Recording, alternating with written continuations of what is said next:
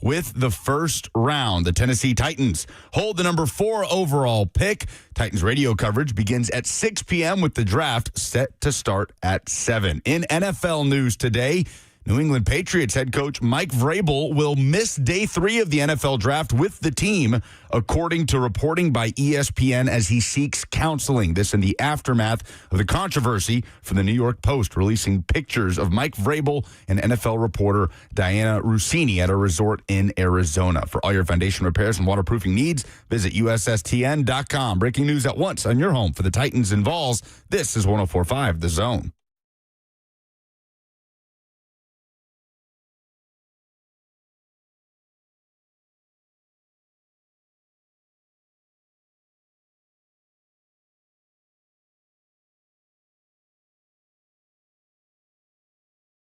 Good morning. Happy draft day. Yes, we made it. Thank God. We're going to know who the Tennessee Titans take in the 2026 first round of the NFL draft tonight. There's a big party at Nissan Stadium for Titans fans to be a part of. I've had a lot of people texting me this morning. Lucas, I'm sure you have too, about who we think the Titans are going to take, as if we haven't been talking about this for, I don't know, since October, mid-October. What if we just didn't talk about it until the day of? That would be the most loaded show. We could do that, buddy. Just hold out. If that would make this thing matter more for you, I would be willing to forego draft talk. I think Robert would quit. Yeah, Robert would quit. I think Robert would quit. I think the draft is like why Robert does this type of stuff. And he's not here. Yes. Not here today. He's in New Jersey. He is drunk and smoking legal weed in the state of New Jersey and enjoying all of his college buddies and basking in the light of draft night. He's going to have a great time. And so we appreciate Robert does a lot of the heavy lifting for Lucas and me during the pre-draft process. So even if I wanted to hold it against him that he's not here on draft day, I am going to agree with Lucas that this is probably his favorite time of the year. Other than, when he gets to do the VIP Ravens tailgate before a Ravens game, I know he loves the actual games themselves. He doesn't get up for anything like he gets up for this. I don't think sustainably, I don't even think his love of his favorite football team matches his enthusiasm for the NFL draft, and he's not here. Yeah, but he deserves this. We will let him have these days. We've got it covered.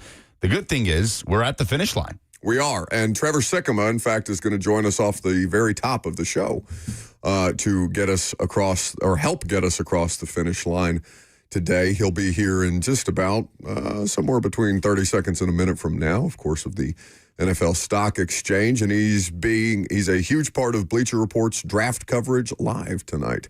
So I know he's looking forward to that with Adam Lefkoe and a number of NFL stars. So we'll get the latest and the greatest from Trevor Sikkema here in just a second. Do you feel different? Do you feel more excited because it's actually upon us here? Or are you still, kind of lethargic about it? Just get it over with. We'll talk about it tomorrow in your usual raining on our draft parade here. Our draft parade. You know how excited I am for the draft. This is something that has been spoken into existence by the two of you and Robert. This is farce. It is not factual. I feel alive today. And alive, I'm fired up by the fact he's been dead for 3 months and now he lives. Go ahead. I'm sorry. No, I was done. Also, Mike Vrabel's not going to be at day 3 of the draft. You see this? What a bleep show this has turned into, man. Oh, my God. Just a disaster. And also, I don't know the scheduling of these kind of things, so maybe it's something that can only be accomplished on Saturday. But the way that the headline from Mike Reese at ESPN.com reads this morning, it's as if Vrabel had to be there for day 1 and day 2 of the draft and had to wait till day 3 to go to counseling, which, again, is not optically the best look. We can get to all of that nonsense here in just a second, but it's draft day. We don't care about this New York Post page 6 nonsense. That's what we're asking Sikkema about. Oh, yeah. Trevor, you want to talk about this Mike Vrabel, Diana Rossini thing? Are you have you avoided all of this nonsense that's perpetrated or just seeped into everything we've tried to do around here for the past month, it feels like? All right, guys. I appreciate you having me. Thanks, guys. I'll see you later. No, I'm just kidding. No, I mean, I agree with what you guys are saying. The optics of it are very strange. And just the whole timeline, right? I mean, like from it coming out, okay, it's not true, okay, now you got the statement from Vrabel, which I understand why you did give the public statement, because then it's not like, okay, now the players don't have to get asked about it, themselves, and they don't have to take the weight of all this. But now you got, okay, well, he's leaving for day 3, and it's like, okay, it's wild, man. It's just a wild story. And that's kind of the only thing that I can use to describe it. Correct. That is the proper way to summarize. And now we turn the page to the actual thing that's happening tonight of football consequence, which is, of course, the NFL Draft. Trevor's got his NFL Stock Exchange hat on. It's a great podcast that you can check out wherever it is that you get your podcasts. He will also be a part. How excited are you for this Bleacher Report live draft coverage? This is a cool thing that Bleacher Report has done for a long time. Obviously, you are I associate you as much with the draft, honest to God, Trevor, as anybody else doing this. And I don't say that to just blow smoke, but like you live and breathe this stuff year round in ways that most people don't. No, and I'm super excited about it. I appreciate the shout out there for it. I'm really excited for it. We've got some really cool elements as well. I've got the magic board, the touch screen that they're working with, where I can pull up my big board. I can pull up film notes, film clips, pro comparisons, team depth charts, like at any point in time throughout the show to sort of explain why I like a pick, why I don't like a pick, who's best available, why they're best available. So it's going to be fun, man. I mean, Adam Lefkoe's hosting it. Micah Parsons is going to be on the show. Malik Neighbors is going to be on the show as well. So obviously getting those guys' expertise when these picks roll in, especially for the positions that they play, is going to be a ton of fun for me as well. So I appreciate the kind words, man. I mean, it really is like it's a year-long thing. People are always like, oh man, when did you really start, studying this draft? And the answer is 2 weeks after the previous draft was done. I mean, that's when summer scouting starts for me. At the end of May, we'll start digging into summer scouting for the quarterback class that could be for 2027. And to get to this point, man, I'm just so excited to finally get to analyze where these guys are actually going in the NFL. Trevor, it feels like the Titans at 4, no matter what, are going to end up with a player that is going to be easy for Titans fans to get excited about, right? The ceiling on Sonny Styles. Jeremiah Love is where the buzz has been in the lead up to the draft. There's option after option here at 4 for them to turn to. But is there anything the Titans could do at 4 that would have you shaking your head a little bit after tonight? Honestly, I don't think so. I mean, they're in a really great situation.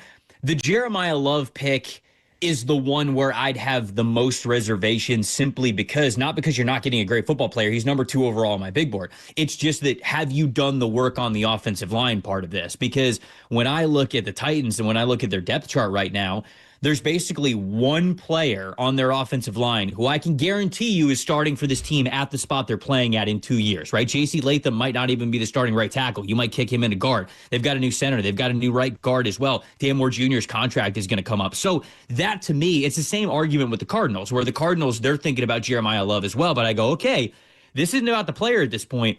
Are you in a spot where you're not putting yourself where the Raiders were last year, where they draft Ashton Genty because they go, we can't pass up this player. And then they figure out real quick, oh no, we don't have the offensive line to actually get the most out of a running back selection here. So that's probably the one that I have the most reservations for. But I understand why the Titans might do it. And in my final mock draft, I had that as my prediction. Go make the pick at the top that helps Cam Ward, helps the offense, makes the offense more dynamic. And then Robert Saleh, man, you give him the keys to the rest of the draft. He'll be able to get the defensive guys that he feels good about to really supplement a lot of that. So that's the one that gives me the most reservation. But even that, I wouldn't call that a bad pick for the Titans in any way. So I think they're in a good spot sitting there at number 4. We were talking yesterday. I'm not sure if you saw Todd McShay on his podcast talk about, he felt like in the last couple of weeks he had been used to disseminate some information. And I wonder, from your standpoint, who follows these players, who follows their careers, who studies them, who talks to many people around the league, but also, the top information people like McShay, especially when it comes to the draft, how much you have to kind of suss through all of the white noise around this stuff when you're coming up with your mock drafts. How much do you have to take that kind of stuff into consideration? Because the rest of us are just kind of in a blender these last couple of days. Well, I'll say this first and foremost. It's cool to have gotten to the point in my career in this industry where you do have some industry sources, where you do get to talk to agents and scouts around the league. Like, it is a really cool part of this. But I made up my mind a long time ago that I was not going to go the insider route. Like, I that's not fun to me. Like, sure, I use the conversations that I have with, again, agents, maybe some scouts in the league, people who work or are close to teams. Like, I use those conversations to my advantage, but it's so much more about, I'm basically like giving people my takes on a prospect, not necessarily saying like, oh, like, where do you see your guy going, like this and that. Like, we'll have genuine conversations about what I feel about either the player that they represent, some of the guys in the class that they're evaluating around. And to me, those are the meaningful conversations that I have. And yeah, I hear a little bit of this here and there where, especially, like on the agent side of things, it might be a little bit more towards like, oh, my guy's going super high. I've heard all this, whatever. And I always take that and I go, yeah, okay.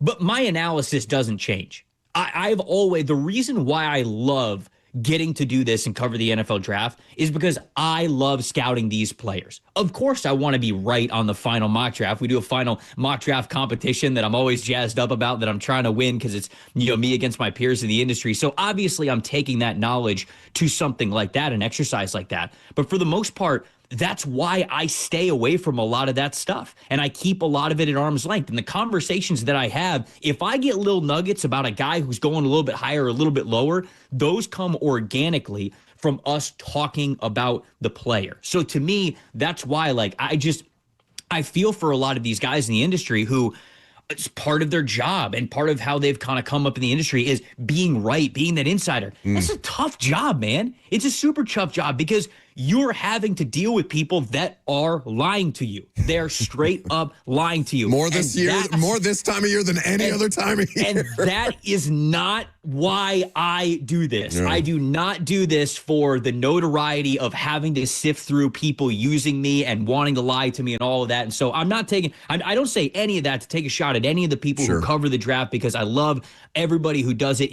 That part is so much fun for me, but it's just not the path that I want to go down and why this is fun for me. It's much more about the evaluation stuff. Well, what do you win if you win the draft, the draft pool? Is there a prize, or is it just bragging rights? What's the deal? Dude, it truly is. It's just for the love of the game. Like, it's bragging rights. Yeah. Like, it is. That's how you know it's big real. wigs. Dude, it is the big wigs in the industry. It is an invite only type of a competition as well. Should you even be talking about this? This sounds like I can Fight talk Club. about it. This is like a secret society type of thing. But Daniel Jeremiah's in it. Peter Schrager's in it. Lance Zierlein is in it. Myself, Ben Solak, Jordan Reed. Like obviously, it's a lot of the people who have done this for a long time and are some of the people who are really accurate at what they do, and they've been doing this for a long time. And it's fun. It's so much fun for me to have some friendly competition with some of the best in the business. It's really cool to get to do something like that. Biggest wild card team in the first round tonight is whom? So if you asked me this 2 days ago, I would have said the Dallas Cowboys, and I still think that it is the Cowboys, because I think that since the George Pickens talk and press conference came out, I go, oh, okay, so he's not going to play for the Cowboys that much longer. Like, they have to draft another wide receiver at this point, because I don't think they're going to want to go into next season with Ryan Flournoy as their wide receiver 2, and who knows, is their wide receiver 3 after that. It just sounds to me like they can absolutely get aggressive to go get one of the best wide receivers in the draft, but it seems as though over the last 24 hours, something that has at least been gaining some steam is a lot of people keep talking about the New Orleans Saints, and the Saints being a team to trade up into the top 5. Maybe the Saints are that team to trade up to number 3 for the Arizona Cardinals. And anytime the Saints get quiet, anytime it gets quiet around New Orleans, I think that Mickey Loomis is up to something. And I'm going to tell you guys, I haven't heard really anything out of New Orleans over the last month. And so to me, that kind of goes, all right, what are they scheming in New Orleans? Because Daniel Jeremiah, I can't remember if he tweeted this out or somebody was quote tweeting him when he was saying this on an appearance, but the New Orleans Saints with Mickey Loomis have traded 25 times in the NFL draft. I think it's like since 2008 or something. All 25 times they've traded up. all 25 times. This is a team that wants to get aggressive more than anything else when it comes to this game of the draft. And so the Saints, I think, are that wild card team to look out for. He's Trevor Sikkema. He's going to be a part of the Bleacher Report live draft show. You can watch it on the Bleacher Report app. You can also catch it on their YouTube channel. It's Trevor, it's Adam Lefko, it's Malik Neighbors, it's Micah Parsons, star-studded cast. Of course, you can always catch Trevor with Connor Rogers on the NFL Stock Exchange as well. At Tampa Bay Trey on Twitter. Okay, so with all that discussion about the gaslighting and the lying and the smoke screening, what are you making of all the noise around the Cardinals' number 3 pick and how it could affect the Titans at number 4 with Jeremiah Love suddenly in the equation? Oh, but they also love Sonny Styles, but they want to trade back, and they're talked about as a candidate to trade back into the first round for Ty Simpson. Like, what is your general outlook right now on the Arizona Cardinals starting with the number 3 pick? Yeah, complete chaos, right? I mean, get your popcorn ready. Like that's the quote, I think, for the Arizona Cardinals. People say that the draft might start at 2 because of the debate between Arvell Reese and David Bailey. I think the real fun of the draft starts at number 3 because when you look at the history of things, well, first and foremost, Mike LaFleur is a new head coach. So we don't really have a lot of historical data for him as, how he's going to operate, his input on who's going to be picked, whether that goes into them staying at number 3.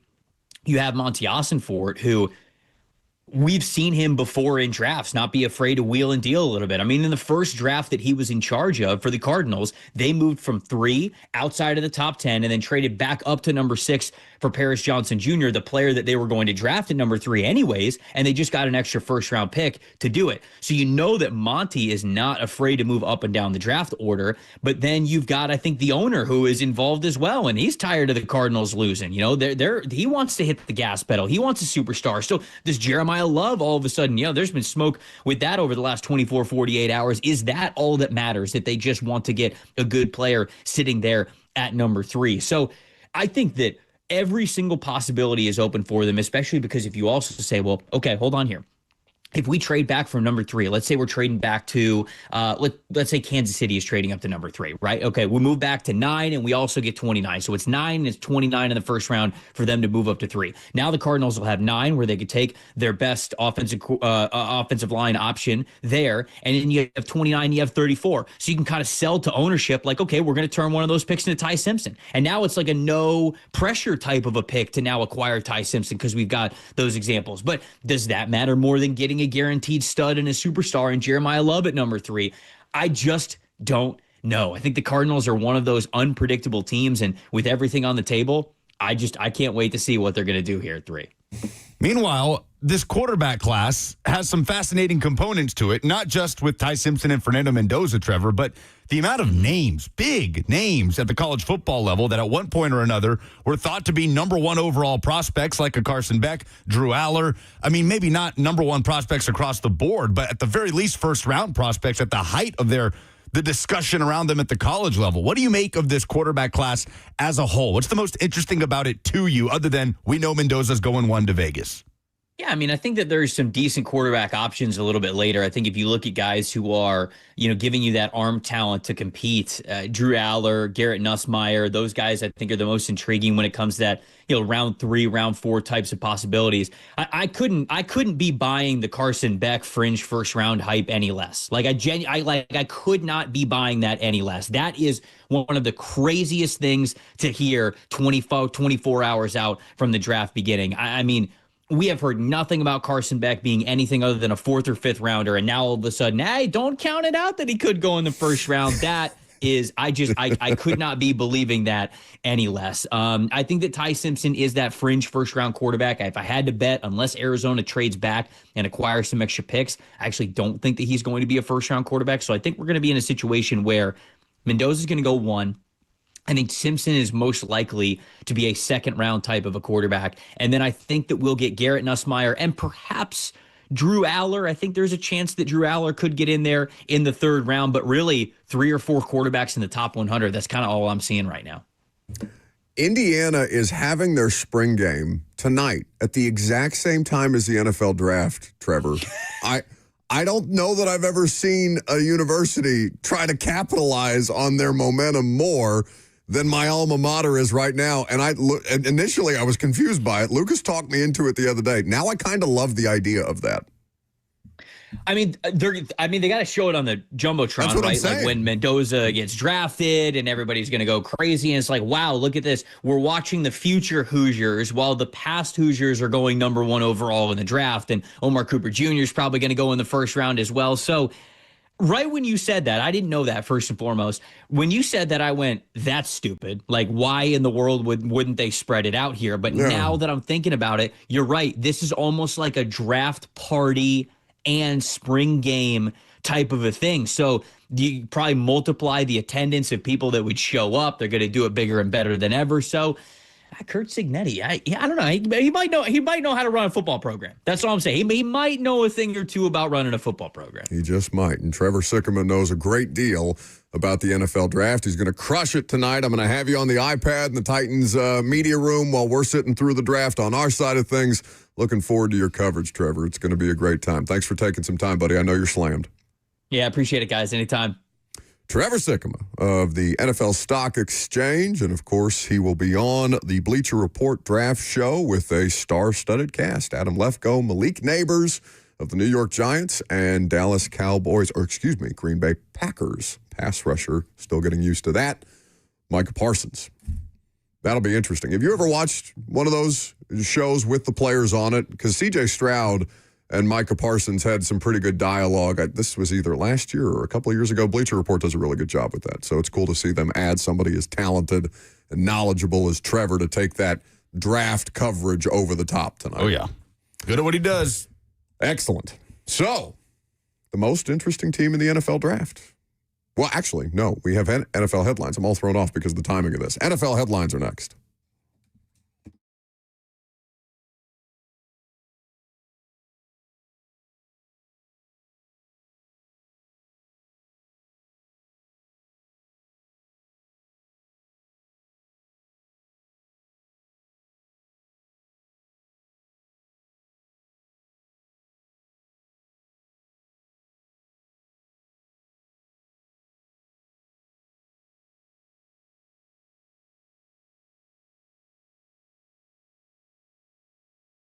Big weekend, the biggest weekend of the NFL offseason, and I'm guessing many of you have plans to be parked on your couch Friday, Saturday, of course, tonight with the first round. And what better way to take in the NFL draft than to get you a big old bucket of Hattie B's hot chicken simply by downloading the Hattie B's app today or going online to HattieB.com and ordering pickup or delivery at any one of Hattie B's Middle Tennessee locations. Get you a big bucket of those jumbo wings, crispy, juicy to perfection, hot or not, whatever works for you. Maybe a quart or two of those classic scratch-made sides, the pimento mac and cheese, my personal favorite, but the crinkle-cut fries, the southern greens, you simply cannot go wrong. And on the app, you start to build up those rewards. You will be amazed at the generosity from Hattie B's. Of course, if you're in Geodis Park Saturday for Nashville Soccer Club, you can enjoy Hattie B's hot chicken in the building there as well. But for all the draft coverage all weekend, be sure to fuel your watch party and make it hot with Hattie B's.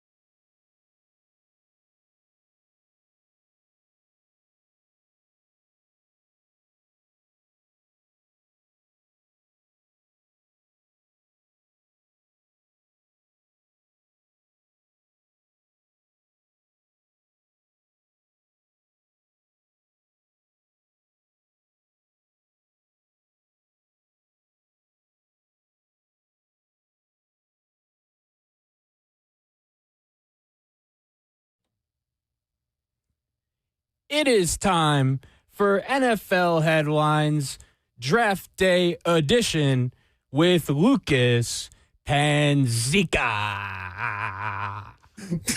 Well done, Zach. That's what I'm talking about. No, God. With some gusto. No. It's fantastic. What happened to Robert? It's like Robert went back before he had puberty. That's what that sounded like. No, that was really good.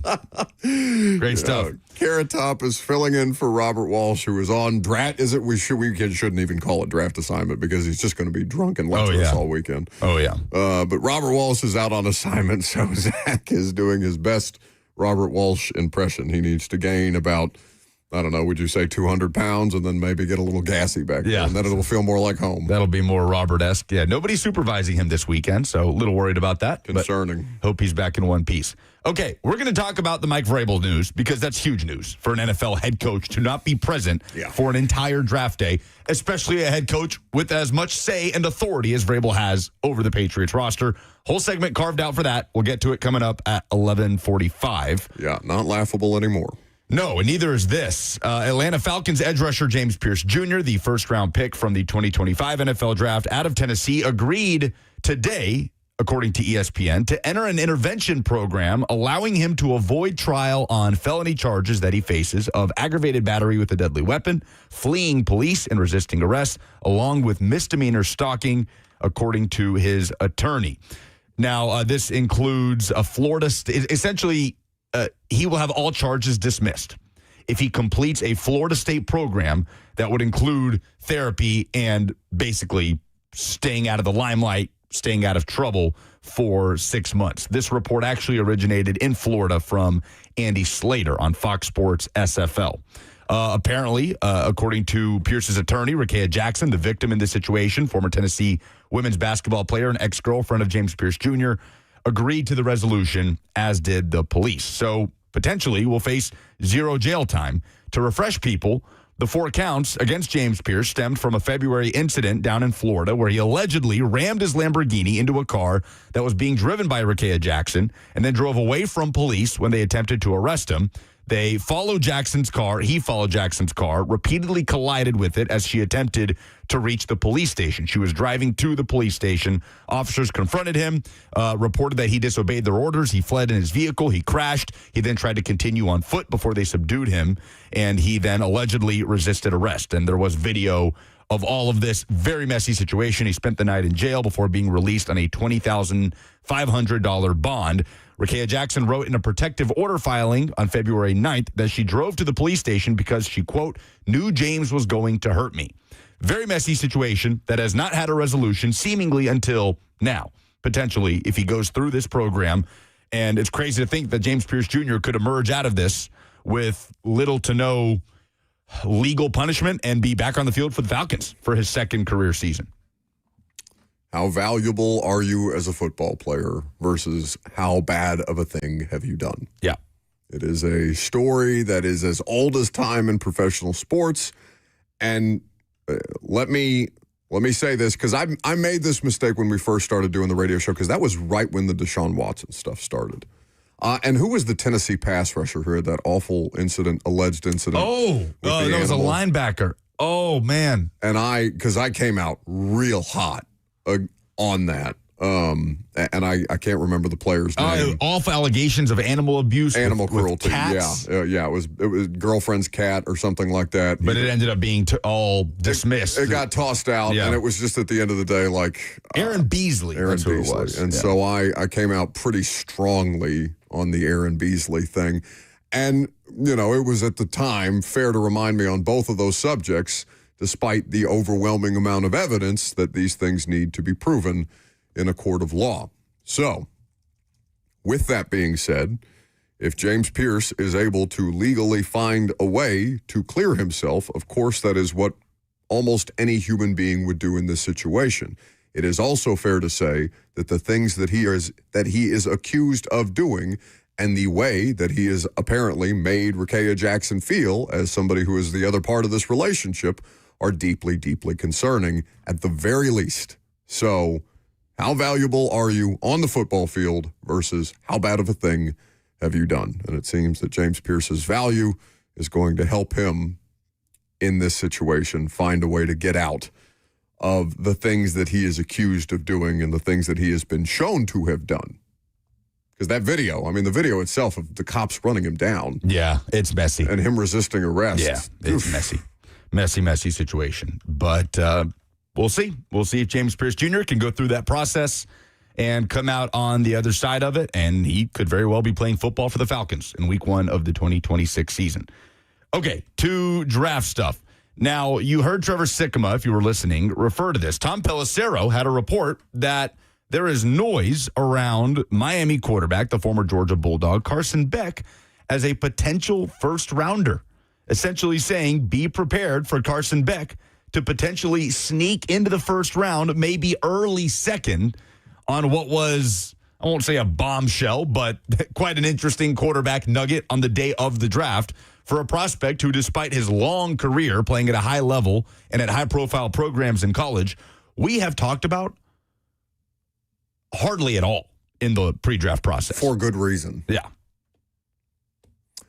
There is audio associated with this, correct? Yes, let's hear from Tom Pelissero on Carson Beck.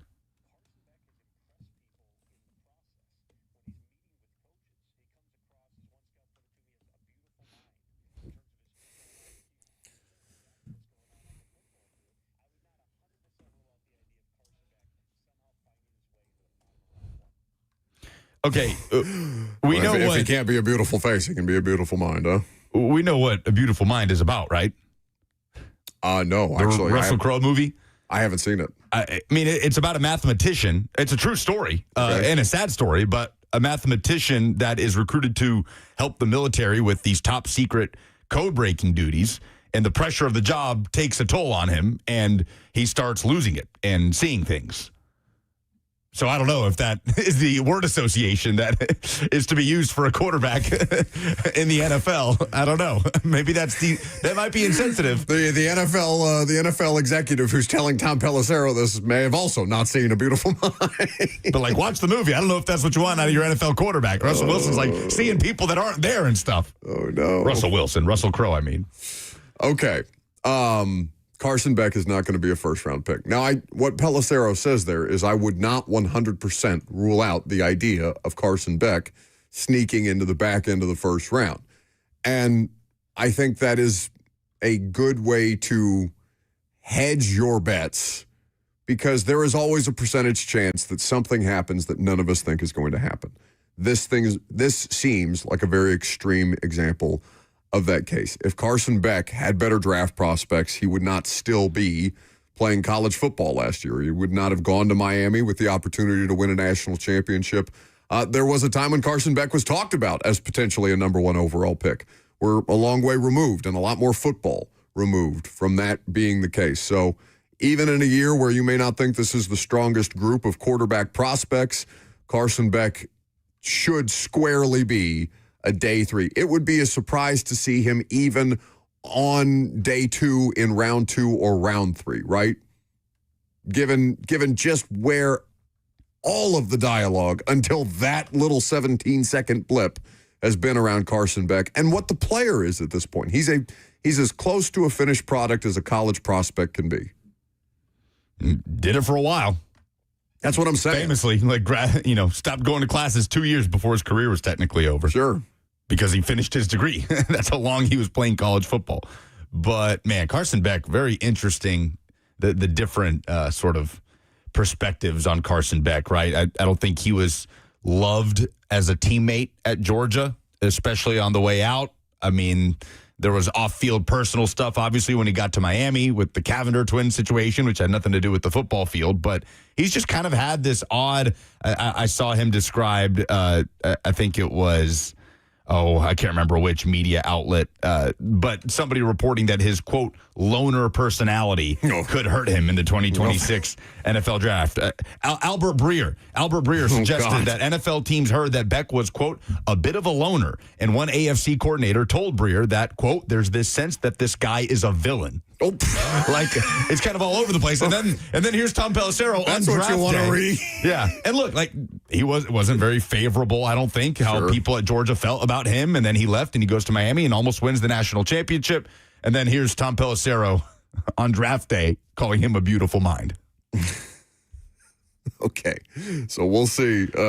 Nobody expects Carson Beck to be a player whose name is called tonight. It would be indeed a huge upset. And on the way out here, no need to play the audio on this, Zach, but Adam Schefter, the Cowboys are saying that George Pickens is going to play on the franchise tag in 2026. There will be no long-term deal completed in the offseason. So that's the latest in our series of what could possibly go wrong. Well, you saw how that news came out.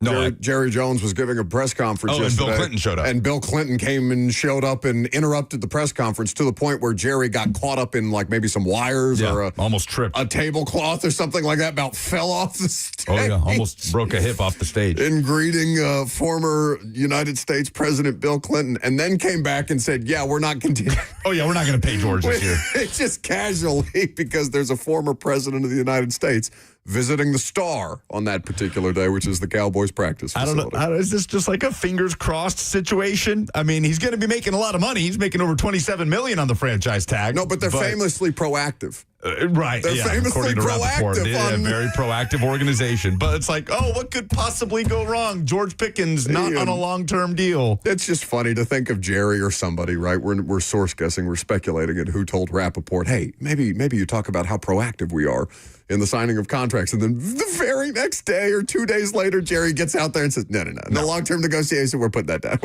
We're kicking the can. Yeah.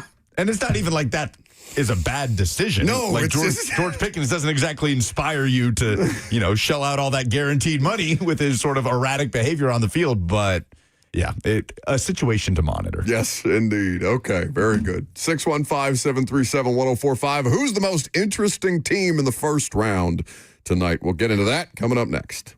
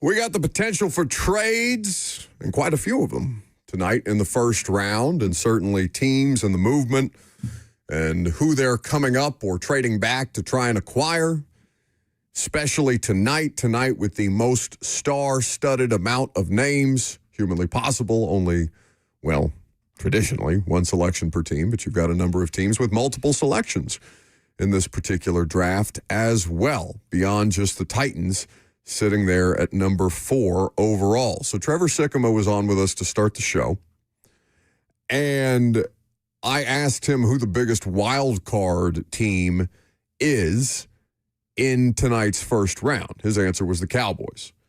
And he still feels like the Cowboys have the potential to be the biggest wild card in this first round.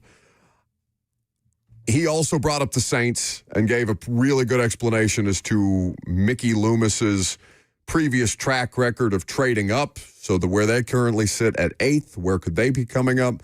All of this plays to the Titans' benefit, one would imagine, if there are multiple teams who are vying to get up to a certain spot, depending on how married Tennessee is to this number 4 overall pick. It seems reasonable to believe that you would at least have trade offers on the table.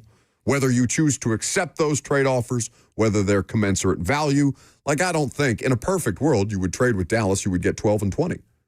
And you would be able to make 2 first-round picks and address a couple of different needs with still quality caliber players, even if they're not the quote-unquote blue chip players. Isn't that what Robert said, that the blue chip label kind of stops at about 11 or 12 in this draft? And in this perfect world, to me, you would try and acquire both of these Cowboys first-round picks for the opportunity to move up to 4. I don't think it's feasible, especially in a draft where the Bengals are just telling you, no, Dexter Lawrence is worth the 10th overall pick in this draft, and he's got no contract runway really here. Yeah, a deal involving 12 and 20 would be very enticing. A deal involving a first-round pick in 2027 would be incredibly enticing, especially if it's coming from a team that you don't expect to be very competitive in 2026. And Dallas would be in this hypothetical, but still, a first-round pick is nothing to turn your nose up at. Yeah, I think the most interesting team in this draft is one of the least interesting teams writ large in the NFL in Arizona. With the amount of buzz that's coming out, Trevor Sycamore said, grab your popcorn. They love Jeremiah Love. They love Sonny Styles, but they also want to trade back out of the number 3 overall pick. And I don't know that any single team has been talked about more in relation to Ty Simpson and potentially moving back into the back end of the first round or just drafting him early second round. Arizona is the team that's been talked about the most in that vein. So I think the Cardinals here, obviously, with the impact they have on the Titans at number 3 and the Titans being at 4, if you're asking the most interesting team from the Titans' perspective, could very well be Arizona, with how much what they do at 3 can dictate what is or isn't on the table for the Titans at 4. Man, what if Arizona just lights this whole thing on fire and says, F it, Love at 3? Or just takes a player that none of us have talked about, because we've talked about Edge, we've talked about Love, we've talked about Maui Noah for the Cardinals.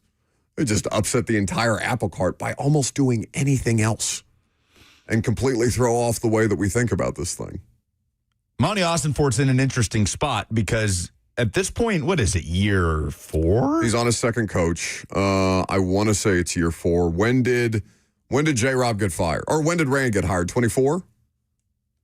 Rand's only year was 24. Yeah. So yeah, Monty's first year would have been 24. So it's not year 4. This will be his 4th season. Monty was hired in 2023. Okay. January 2023. He was named the GM of the Arizona Cardinals.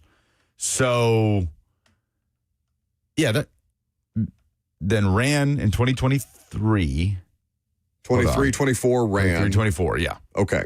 So 23, my mistake. Rand Carthon's second year was 24.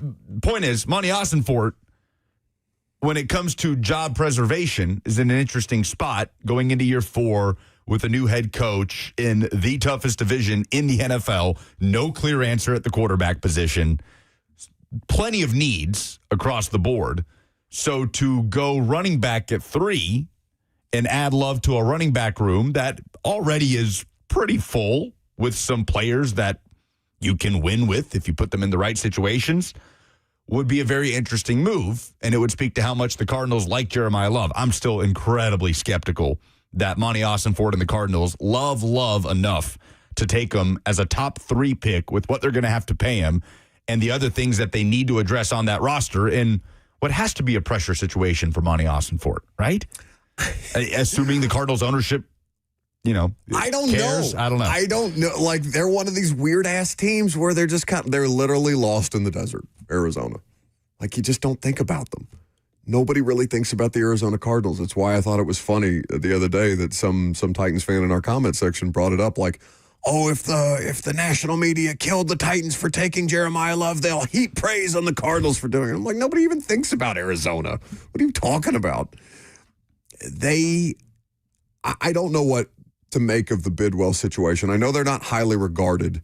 Bidwell is the owner. Michael Bidwell is the owner of the Arizona Cardinals. I know they're not thought of as one of the better ownerships. In fact, they're probably, they're not Dan Snyder offensive in the way that you're just like actively hated and just a reportedly horrible human being on a number of fronts. Bidwell may just be bad at this and running an NFL organization that prints money hand over fist, and he doesn't really have to do more than that.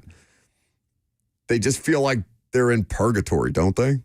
I mean, Kyler, the last time they've been really relevant was Carson Palmer and Bruce Arians. I mean, Kyler and Cliff had that one half a season. Yeah, half a season, and they got to the playoffs.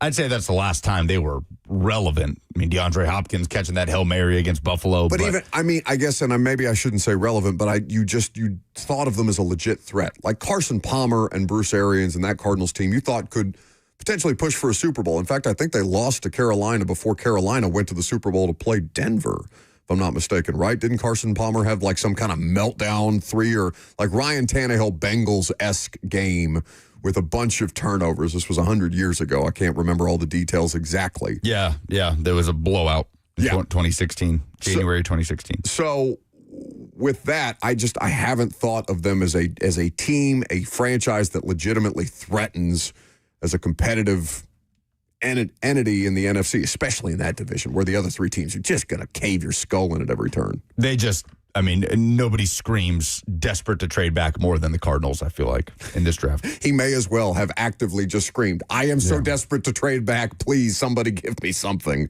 to get out of this 3 spot. So we'll see what ends up happening. But it sounds like there's a number of different teams, Chiefs, Cowboys, Cardinals. The Browns have even been talked about as potentially maneuvering here.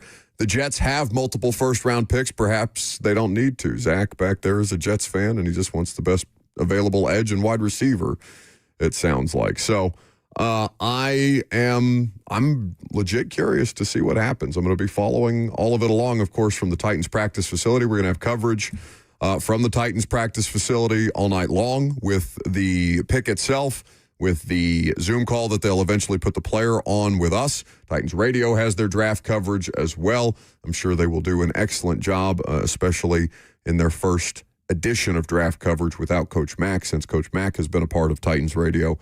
I know Rhett's really been busting his ass to make sure that he can do this the way that Mack and he have always done it. So I know he's going to do a great job and has been putting all of his efforts into that. Will Ty Simpson be a first-round pick? Lucas's SEC love. We'll talk about Ty Simpson coming up next.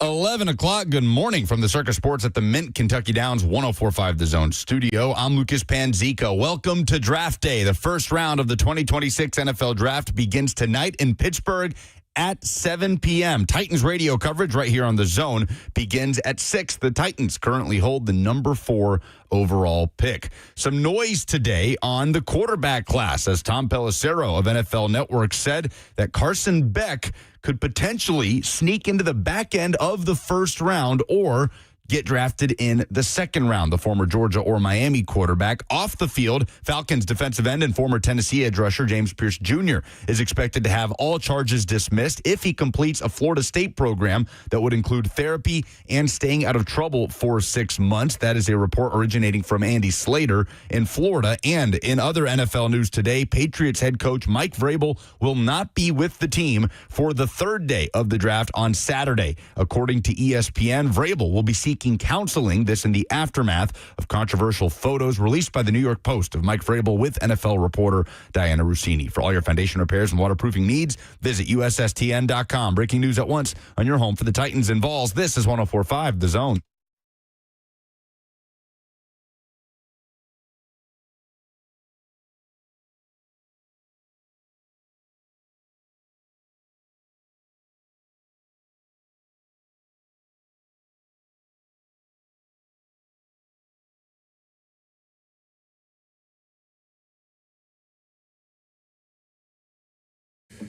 The draft is tonight. I can't say it enough. If I say it even more, maybe it'll get here even faster. Welcome back to the second hour of the show.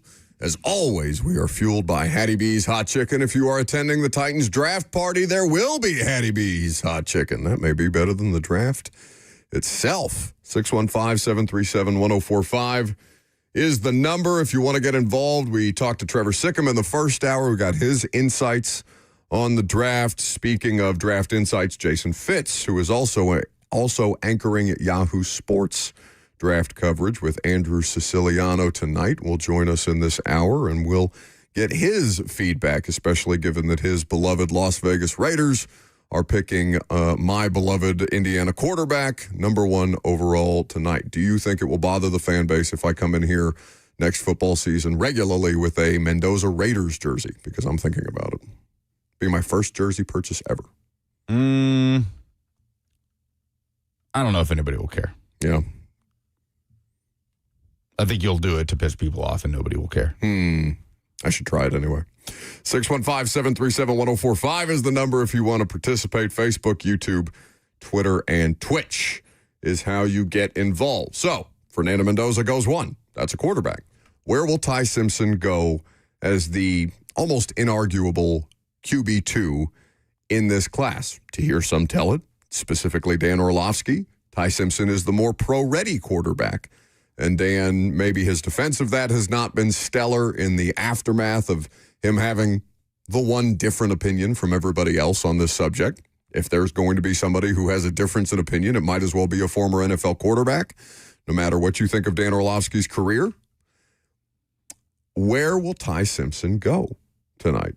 Surely you're not still on this idea that they could draft him at 3. No, surely not. No, I do not anticipate that happening. Stranger things have happened in the NFL draft. You're lucky that Orlovsky offered that opinion when he did, because it kind of took the heat off of you for saying that Ty Simpson should go 3. Oh, yeah. I was facing pretty similar heat to Dan Orlovsky. Thank God he said that. I would have tried to make it controversial for you. I would have tried my damnedest. My whole approach to that was, why should we be shocked that a quarterback from a program like Alabama that played some really good football last year should be a fast riser in a draft class that is bereft of high-profile, high-ceiling quarterback prospects? Frankly, I'm a little surprised. I mean, we're sitting here on draft day, and Tom Pelissero is saying Carson Beck could sneak into the first round. Like, that's just what happens in the NFL draft. So but you're not taking that seriously. No, I'm not. That should not be used as a data point in your argument here. No. And Ty Simpson is a far better prospect than Carson Beck. But I am surprised that there were not more people like Dan Orlovsky going, well, wait a minute. What about Ty Simpson? Why should Ty Simpson not be a first-round draft pick? And he very well could be. He'll be there tonight in Pittsburgh. Mm-hmm. Oh, then I hope he gets taken, because there's nothing more. I mean, I know it's a risky play. It's quote-unquote good TV, but it has to be deeply unpleasant. I mean, if he slides tonight we will be getting a lot of Ty Simpson screen time. Mm-hmm. And it's interesting because the Cardinals, we talked about Monty Ossenfort basically begging and pleading for somebody, please God, somebody trade me for the number 3 pick so I can move back.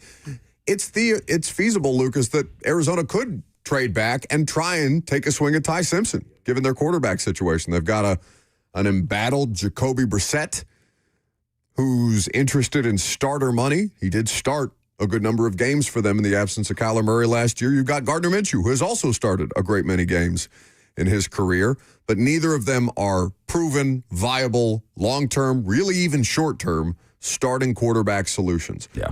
They're good enough to play a year ahead of a Ty Simpson in this world where you let Gardner Minshew or Jacoby Brissett, one or the other, if not both, start games ahead of Ty Simpson and give Ty Simpson an actual opportunity to grow and develop and learn for a season at most, and then you get him out there at some point. That would be a best-case scenario for Arizona, who's going to grant Arizona the opportunity to have their best-case scenario. I don't even know if Arizona likes Ty Simpson as a prospect. They may not. That may be something that we've created in our heads just because it makes a lot of sense. In the same way that Pittsburgh could make a lot of sense at 21, where Aaron Rodgers continues to hold them hostage. We talked about this yesterday. He's made no decision and plans to give them no sign one way or the other as to whether he's going to be a part of the Pittsburgh Steelers next year or not. They have the 21st pick. It's feasible to expect that Ty Simpson, as the second best quarterback, could go 21st. And they could gut it out with Mason Rudolph and Will Howard with Ty Simpson on their roster. Or Aaron Rodgers could come back, and still they could have Ty Simpson on their roster. How many other teams, though, really need that quarterback situation? New York has 2 picks, the Jets, I mean. Also the Giants. The Giants do have 2 picks, but 5 and 10, that feels entirely too rich for Ty Simpson, right? We're talking about Ty Simpson at most in the late teens. I haven't seen him projected any higher than the late teens to the end of the first round. Zach, can we hear from Dan Orlovsky on Ty Simpson as a potential first-round draft pick? Uh-oh. Obviously, I've been on this. I've been on this for a while. I agree. I'll simply say it. If he's not a first-round pick tonight, then we are evaluating in the NFL the quarterback position wrong. We just are. I'll start with this. Number one, Alabama was a bad football team last year. In the context of who Alabama has been, not a very good football team. We're talking about a run game that was 128th in America last year. We're talking about an offensive line that was 110th in America last year. We're talking about a wide receiver group, a tight end group that was 130th in drops last year. This was not a very good football team.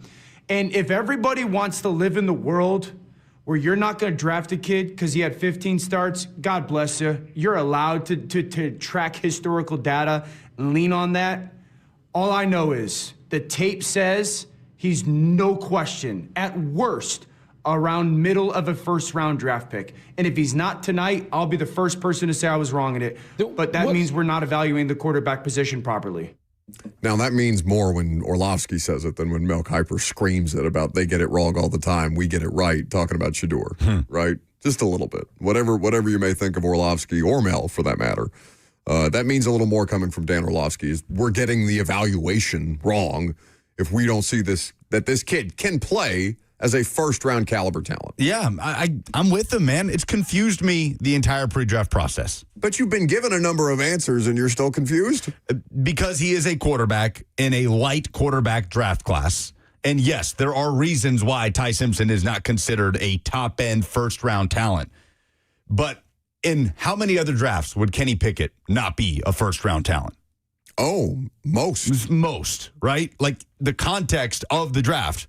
Coach Mack, there's the draft, there's the quarterback draft. This quarterback draft, he is without question QB2, and he is not such a low-level prospect that you can't even dream of drafting him in the first round. I'm just surprised it hasn't been inflated to the point where we're pretty sure he's going to be in the first round. I'll still be very surprised if Ty Simpson is not a first-round draft pick. He plays the most important position. He played it well last year, and he played it for a team that went to the playoff and one of the most iconic brands in all of college football. I'll be surprised if he's not a first-round pick. And got stumped. They did. He got hurt, though, if he had stayed in that game. They would have gotten stomped even more. They would have just come. They would have come back. Everybody knows Bama would have won if Simpson hadn't left with the rib injury. Don't tell the Indiana defensive coordinator that. He's very, very sensitive. 615-737-1045. We can take phone calls all day long. Who do you want the Titans to draft tonight? If you have an opinion on this, of course, you also have the F&M Bank chat, Facebook, YouTube, Twitter, and on Twitch. But if you're calling us, remember, 60 seconds. Go, Josh. Hey, Buck. So here's the thing. Hear me out. We need to look at the offensive side of the ball and get Jeremiah Lovett if he is available. Reason being is think about all the money that we spent on the defensive side of the ball in free agency. We need to not neglect the offense. So if Jeremiah Lovett is available, let's get him. Well, you're not trying to neglect either side. Like that, the vast majority of those signings and trades came on defense. Sure, it's not by accident, but you need players everywhere. You don't have to extreme overdraft offense because you felt that you went extreme one side on defense. Your job here, Mike Borgonzi's theme of the draft is balance. Right? It's just balance, the best possible balance that you can achieve. Yes, Cam Ward has to be supported. Yes, you can also do that on day 2 and day 3.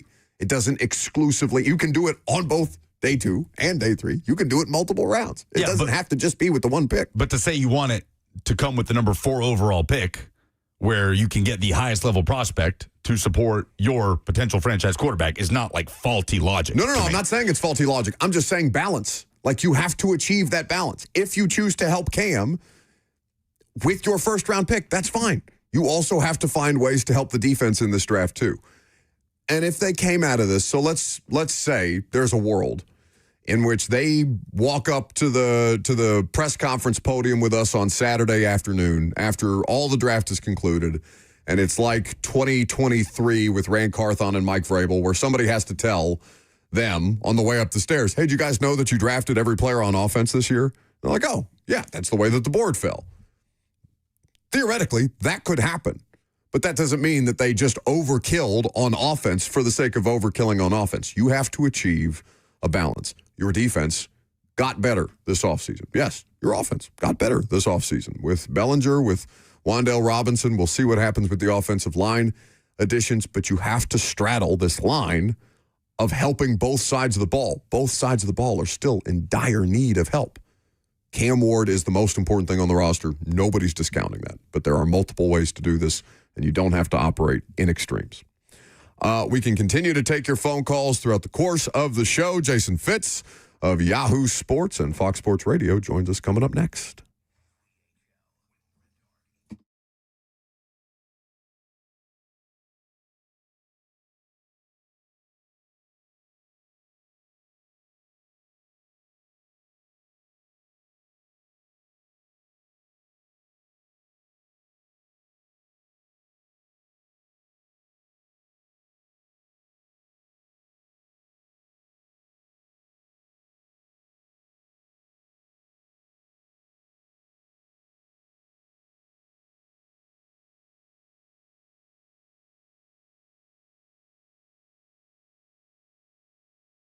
If your energy's off, if things aren't working like they used to, you're not alone. Happens to a lot of guys. As your body changes, you start to get up there in age, things just simply don't work like they used to.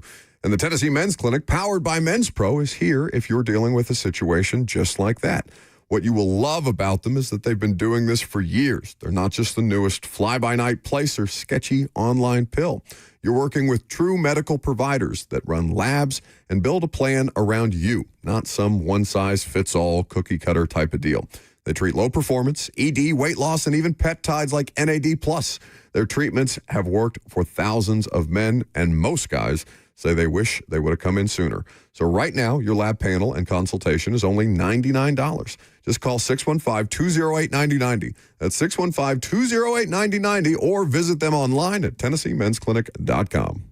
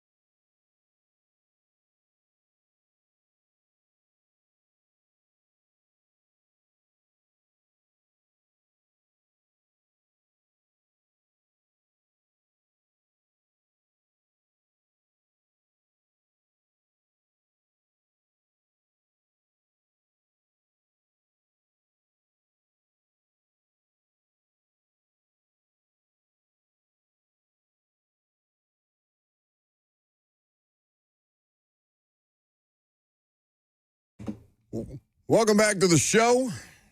Draft Day show. Fueled by Hattie B's Hot Chicken. Lucas, I know you're disappointed that the love of your life, other than your fiance, your wonderful fiance, Megan Dua Lipa, she's getting married in your country, in Italy. I sent this to you with condolences in the Twitter group the other day. I'm very sorry. I, too, will be in Palermo in September for reasons. Hiding in the bushes? I've always wanted to be at a wedding where someone objects. Man, can you imagine? Can you imagine being at a situation? You've been in a situation? No. It's like been a low-key dream of mine. I've always wanted just that moment where the minister or whoever, does anybody object to this union? And can you just imagine sitting there and hearing, I object, like the grab your popcorn moment that would be? God. I've always wanted that. The closest I've ever been is one of my, a group of friends of mine from high school that also all went to college together. And one of my college roommates was in love with this woman that we were all friends with from high school and also went to college with us. She's getting married. And my college roommate, one of them, was heavily intoxicated at this wedding, and like it got close to the point where one of the girls sitting in the aisle with us during the ceremony had to like grab him by the sleeve just to make sure that he wouldn't stand up, even if he wasn't going to object, just to do something obscene. Oh my goodness! Like it was very, was she very marrying close. Another one of y'all's friends, or just another person? some dude from I think he was from Indianapolis or something like that. Yeah, like did your buddy ever get over her? I don't think so. Oof. I probably shouldn't talk about that. No, he's since married with a child. But in that moment, it was very, very close. No cigar, though. Jason Fitz. Is Fitzy there? Okay, Fitzy will be there here in just a little bit, and we will talk some more draft with him. He is anchoring Yahoo Sports draft coverage tonight with Andrew Siciliano, so that'll be a good time as well. I'm going to have a multiple screen situation at the Titans facility with Trevor on my iPad, with Fitzy on my laptop, with ESPN and NFL Network on the screens in the Titans media room. Joe in Goodlettsville as we wait for Fitzy. What do you got? Hey, yeah, just a comment.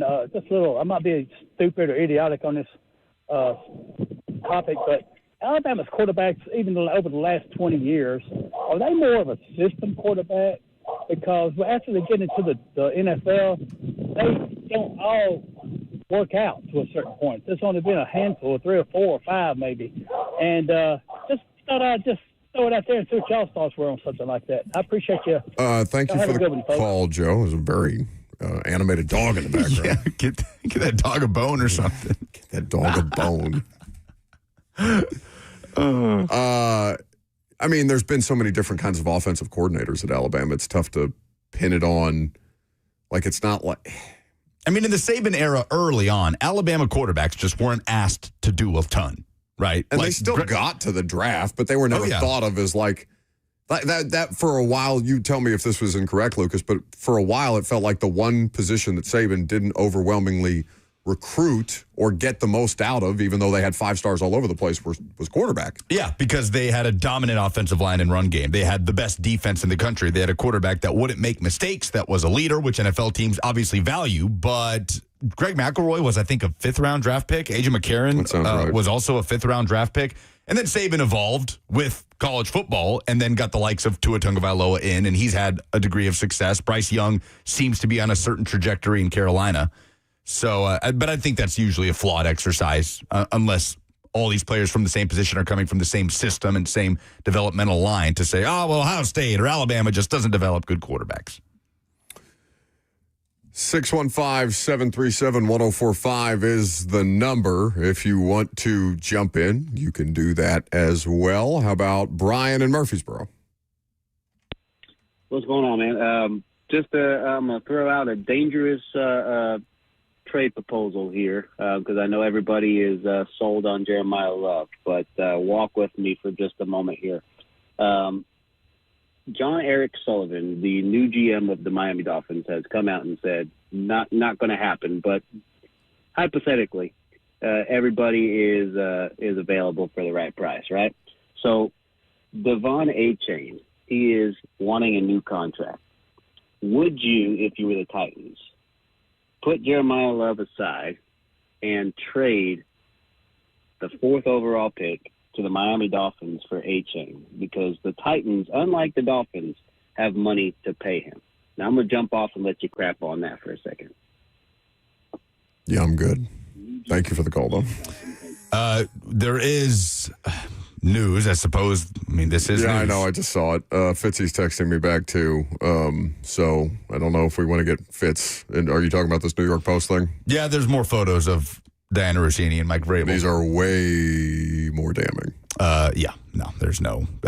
From 6 years ago, Page Six has dropped more photos. These are of Mike Vrabel and Diana Rossini, like I said, 6 years ago at a New York bar, being handsy, hanging out at the bar, giving each other what the article describes as pecks and kisses, and it is unmistakably them.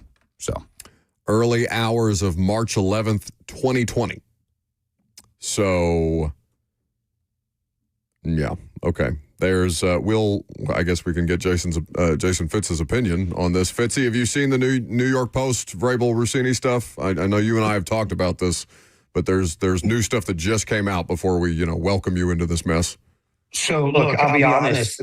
I haven't seen it, but this is the least surprising thing in the world. We just had our production call for Yahoo Sports Daily, and we were talking about what conversation we want to have about Vrabel missing day 3 of the draft. And the first thing one of my producers said is, if he's going into this sort of therapy on day 3 of the draft, it just makes you wonder if another shoe is about to fall.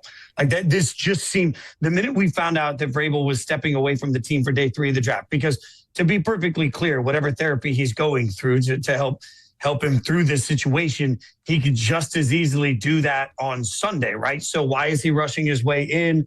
I think that the immediate presumption was that meant more was to follow. And guys, this is outside of football, this is an ugly situation for two families. For football, it's a really tough situation now for the Patriots, who are dealing with the one thing that coaches never want to deal with, which is a distraction. And this is clearly now a distraction for the organization. It's a distraction for Vrabel. The fact that he's missing day 3 of the draft, you can't tell me that doesn't have some consequence. When have we ever seen a coach just walk away from his team for a day of the draft? So I'm not surprised that the new images are out. It's a bummer for all of the people that are affected in a real and personal level. But I think we should have seen this coming simply. The minute he said he was going into therapy this weekend, there had to be a why. Especially because of the coach that Vrabel is. Like, Vrabel has as much control in that organization as anybody not named the owner. So if the draft was going to be dictated by the head coach, as this specific one was going to be, you always have feedback. You always have different opinions in the room as far as the ongoing discussion about how your board falls. But this could have legit. I wonder what the dialogue around him is going to be from Patriots fans, because now this is affecting football stuff. And they don't care about the relationships. They don't care about the fallout necessarily. They care that their product just went to the Super Bowl, and they expect to maintain that level of championship standard that New England has long had. Mike Vrabel seemed like he was on the right track to get them back. And then on the personal side of things, of course, it's just, to your point, we've talked about this. You and I have known Diana both for a long time. Obviously, Mike Vrabel is somebody that has been here in our lives in Tennessee for an extended period of time. These most recent photos from 2020, of course, would have been when he was the Titans head coach, as opposed to just being an initial incident or alleged incident. So yeah, this coming off that AFC Championship run. That would have come off the AFC Championship run. So Mike Vrabel's best season as the Titans head coach, and this would have been pre-COVID if they were at a bar right before March 11th, 2020, is allegedly when these pictures were taken. So if they Days before. and I know Diana got married during COVID. She had 6 months after that date. Approximately. Okay, so she got married after this happened. Okay, so of these photos that just got dropped. Again, that's on the personal side of things as opposed to the ethical and professional side of things. It's just a whole unwieldy mess, Fitzy, and we can move on and talk about other things. But this is a huge now active football story. And the one thing I would add to that, Buck, is that, remember, the Patriots had a tremendous season last year, but they did that with the easiest schedule in the NFL. By the metrics right now, next year, they will have the hardest schedule in the NFL. So it is already possible that the Patriots were going to take a step back. How patient will everybody be? How critical will the entire media be? How much are we going to talk about these things from a football standpoint, not from a personal standpoint, but from a football standpoint? when coaches say all the time, don't be the reason that everybody's answering questions. Don't be the distraction. Mike Vrabel has now clearly become a distraction for his football team. And they're going to have to figure that out quickly because there are Super Bowl expectations in New England. I spent most of my time in Connecticut. I live close to this. Patriots fans don't believe that last year was a one-year fun year. Patriots fans believe that last year was the beginning of the next Brady. That's how far they take it. So, there's going to be vitriol from the fan base if the team takes a step back. And that's, again, we're just talking about the football side of it. So I think the football side of it is massive for everybody around the Patriots organization and for Mike Vrabel.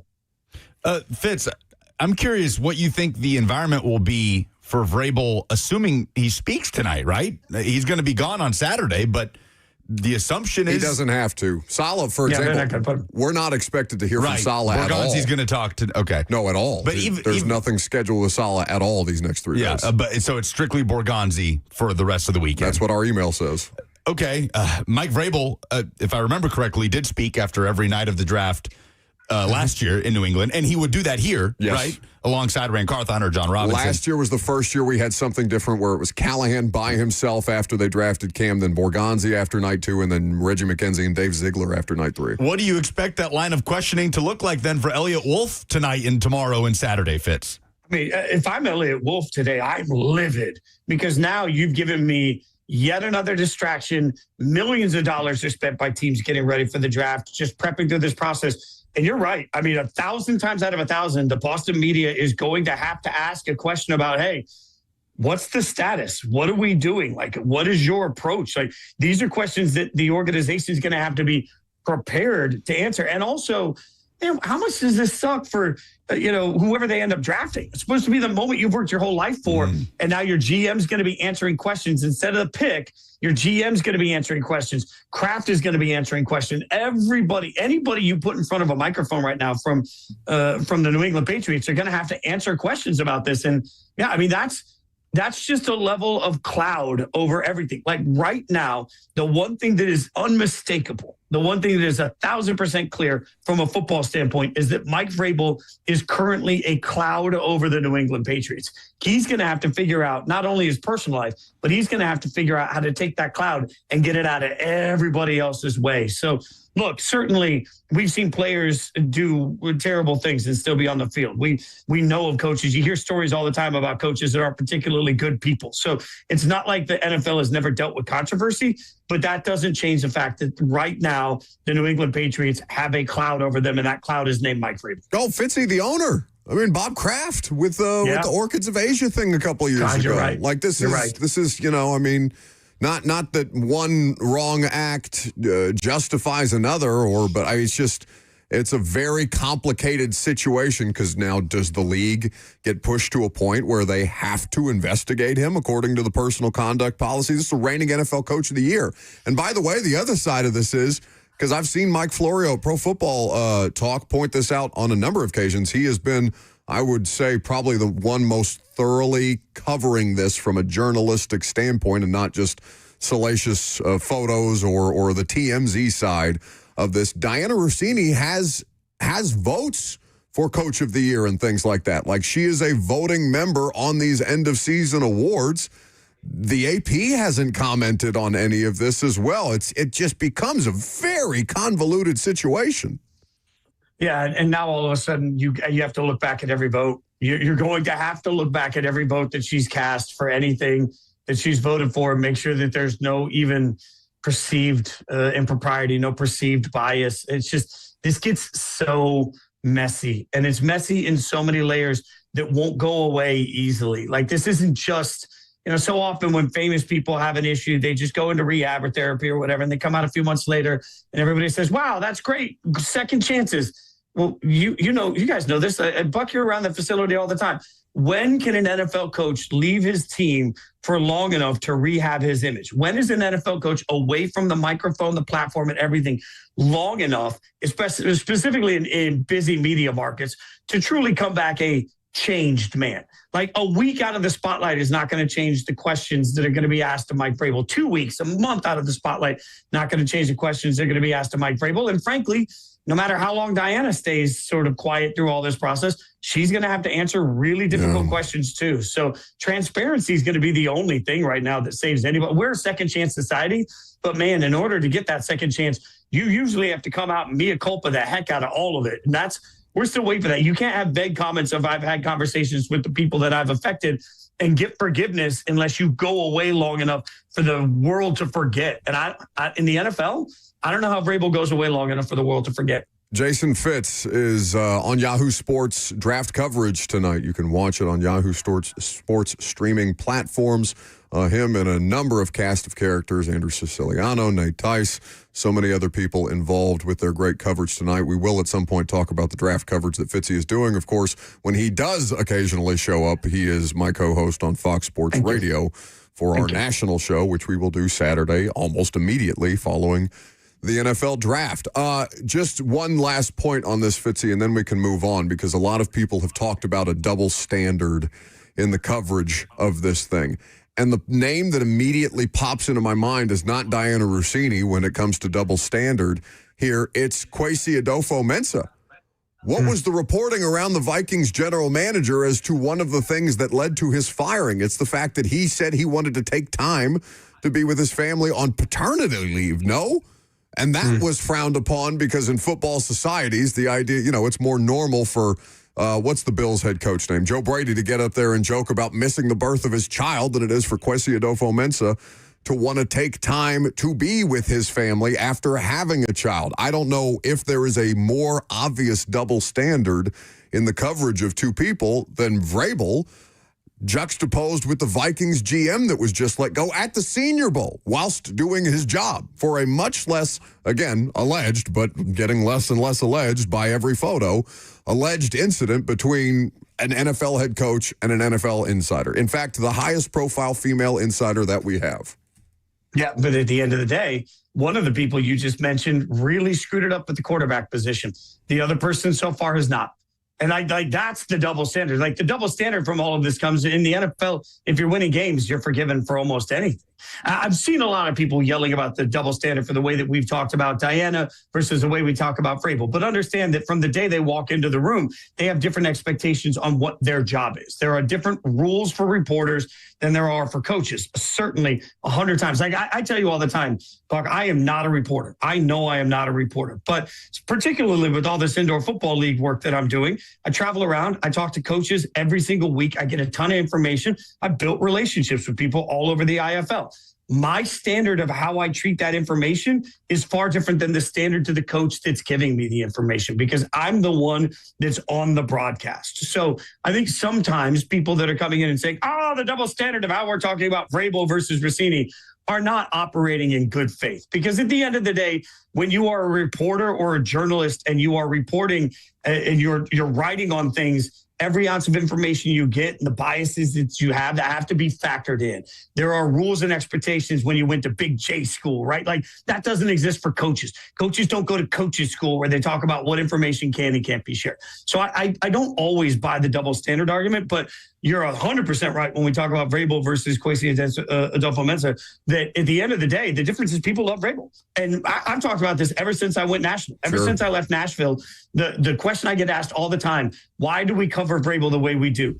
Everybody freaking loves him in media circles. Like I was amazed by it when I got to ESPN. Titans fans all think the world hates the Titans. That is not true. They think ESPN hates the Titans. That's also not true. I can tell you definitively the minute I got there, watching the fanboy crush that everybody at ESPN had on Vrabel was real. You could see no matter what the Titans did, it was never Vrabel's fault. Vrabel was always the reason the Titans were where they were. That's how football minds in Bristol, Connecticut see it. So I think part of the reason that there's been kid gloves to Vrabel is you have a lot of people that are covering him that flat out like him.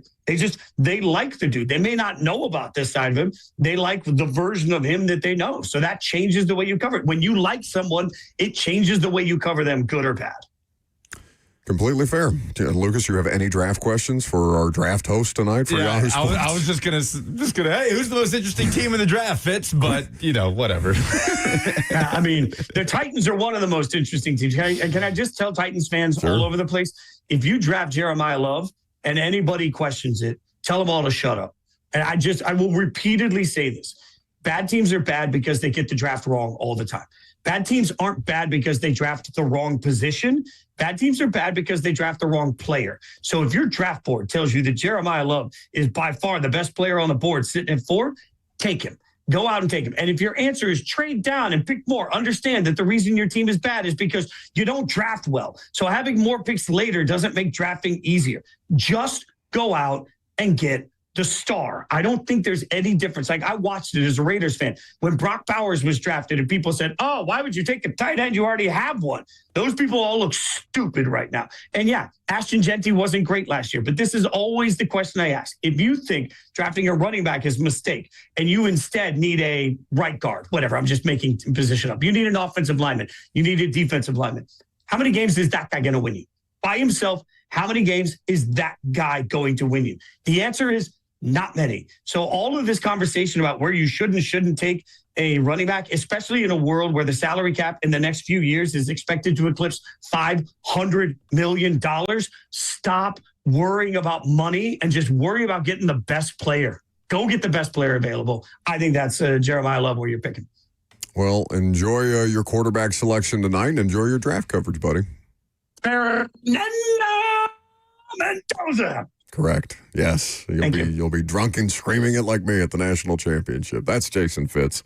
He'll be on Fox Sports Radio with me on Saturday afternoon, immediately following the draft. What time? 5 p.m. to 7 p.m. Oh, dang. I'm not going to get to knock you guys off the air again. Oh, did you enjoy that? I did. What time's your soccer game? Pre-game at 7. Okay. You'll be our lead-in. Lucky you. Shall we go over a timeline of events on everything that has taken place with this fiasco? Yeah, I think that's a fair way to start, especially now that it's bleeding into Titans era years, Titans Vrabel era years. And, of course, I have something to say about all of this coming up next.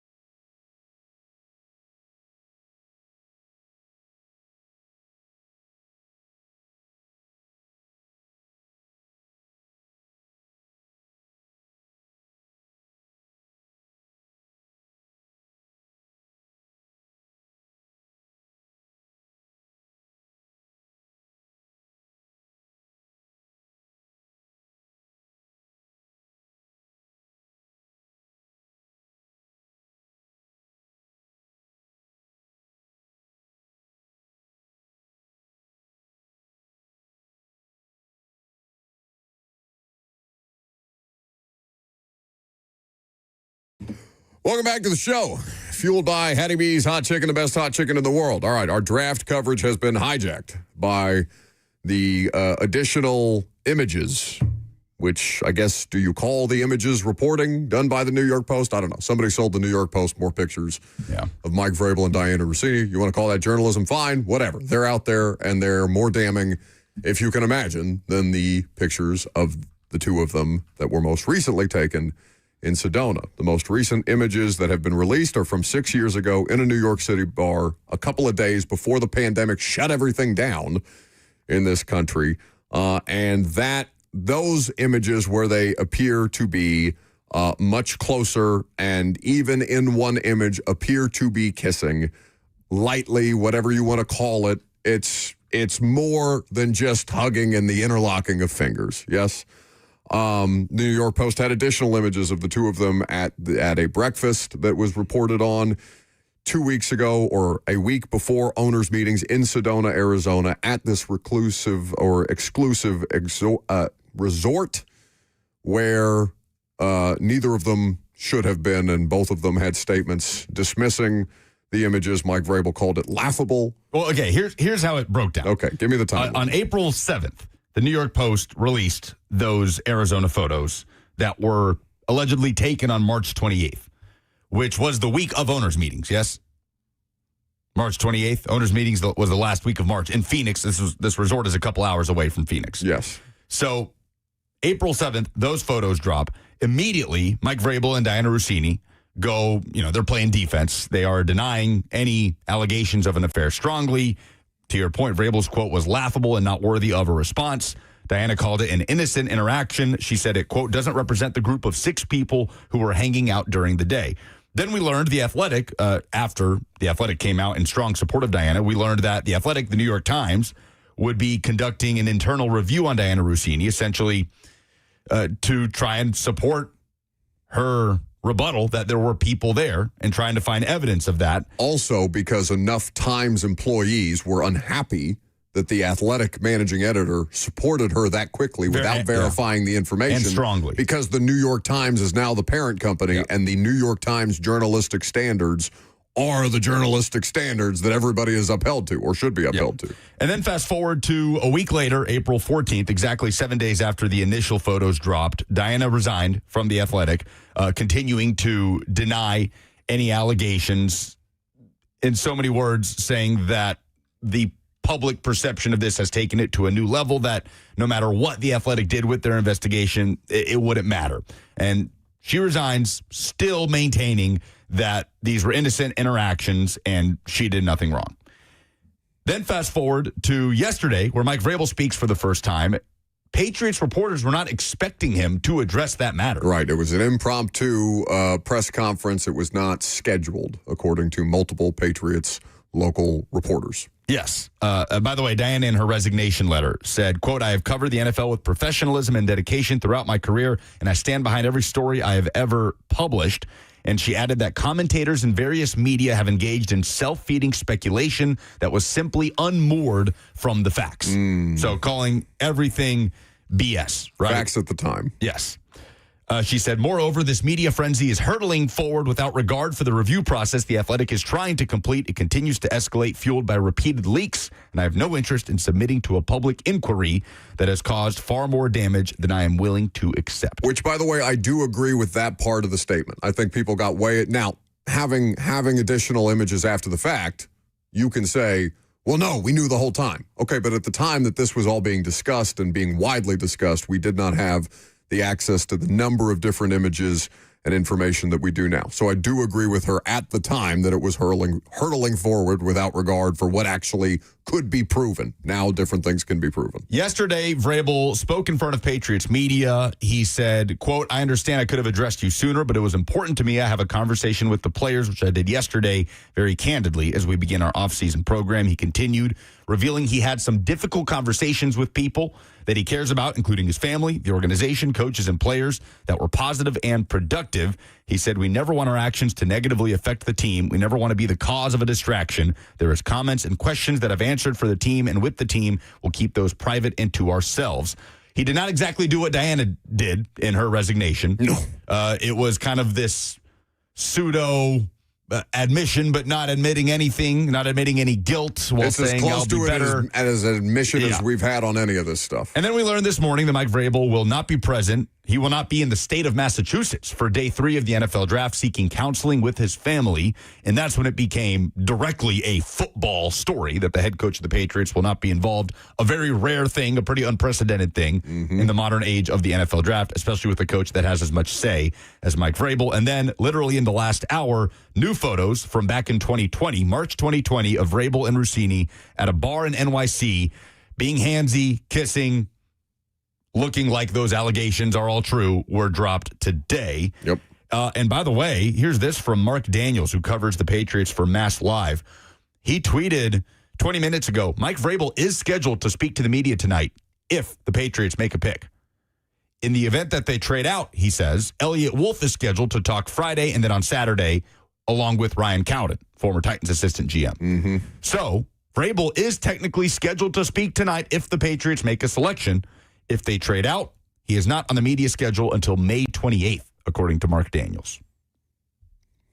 Man. What if he has to answer questions about this at this press conference tonight? How would that not be a part of it? No, you can't. Because they've already taken it too easy on him, if I'm being honest with you.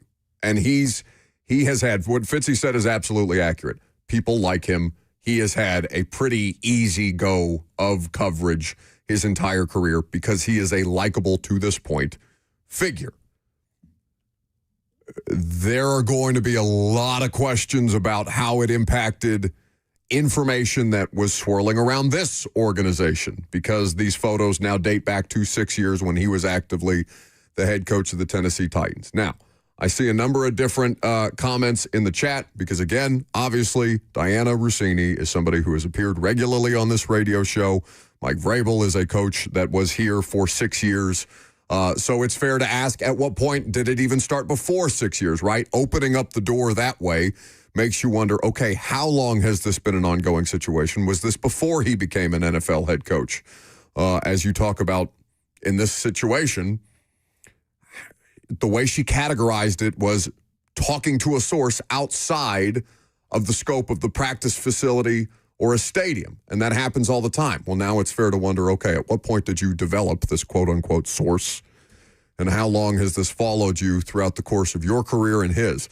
I think it's a fair question to ask, since we have Diana on, or since Diana's a friend of mine, I ask Diana to come on the show on a regular basis. Did I know anything about this at the time when he was here? Because a lot of people are saying it was the worst kept secret in Tennessee. There was nothing to me to indicate that there was an ongoing relationship actively when he was here as the coach and when Diana was here covering the Tennessee Titans. Nothing that we saw on our day-to-day interactions with them during the scope of practice or at the facility or in the meeting room or in press conferences when she was occasionally attending or a game she occasionally covered. I think she was most recently here, ironically enough, less ironic, for the Patriots game versus the Titans with Mike Vrabel's first game coming back to Tennessee. I'm sure that'll be talked about plenty. So I know a lot of people are saying they've known the whole time. I know a lot of people are saying it was always part of the rumor mill. It was always a part of the rumor mill, but there was never photographs. There was never this. This is damning new levels of information that I think it makes it fair to question everything about this circumstance. And you know that I said at the time when this came out, because I had to ask people that I trust how to talk about this situation. I'm clearly compromised in the middle of it because Diana is somebody who I consider a friend and Mike Vrabel is somebody that I've covered. And I said at the time that I had a hard time believing that this was so, but that we will see and that there will be more reporting on this. Well, here is the more reporting, and it seems more damning now than it ever has. At some point, maybe she doesn't have to ever address this because she's no longer working in the public sphere. I don't know how she would address it, why she would address it, whatever the next phase of this story is for either of them. It sounds like it's going to be Mike Vrabel if the Patriots make a pick tonight, which I'm sure is just going to be a different kind of a media environment than he's used to dealing with up there, where he's basically been the golden boy for getting them back to the Super Bowl. Different tone tonight, I'm sure, among Boston media. 615-737-1045 is the number if you want to get involved. We can continue to take your calls on this. Obviously, there's an NFL draft tonight. We can get back into that, too, at some point, but I imagine this is going to carry us a few, or at least through the final hour, which is coming up next.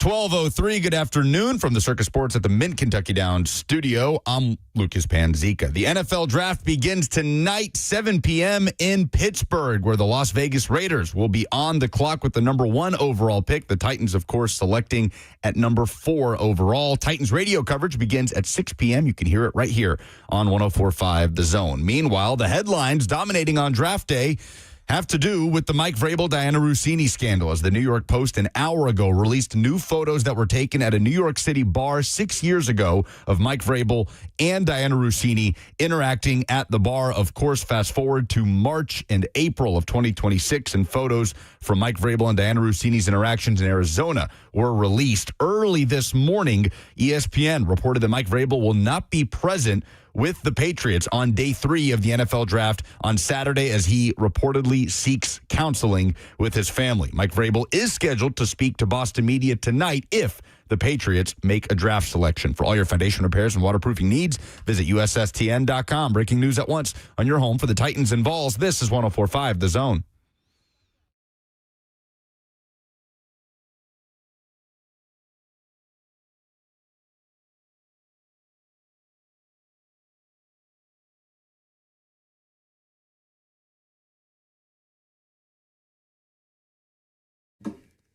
So it is draft day, but here locally, the biggest story, and I would imagine in the NFL, the biggest story before picks are officially made, is the latest news that former Titans head coach Mike Vrabel, now Patriots head coach, will be missing day 3 of the Patriots draft to seek counseling. Mike Reese of ESPN first reported that as a result of the fallout of the New York Post page 6 reporting and photographs featuring him and now former NFL insider Diana Russini.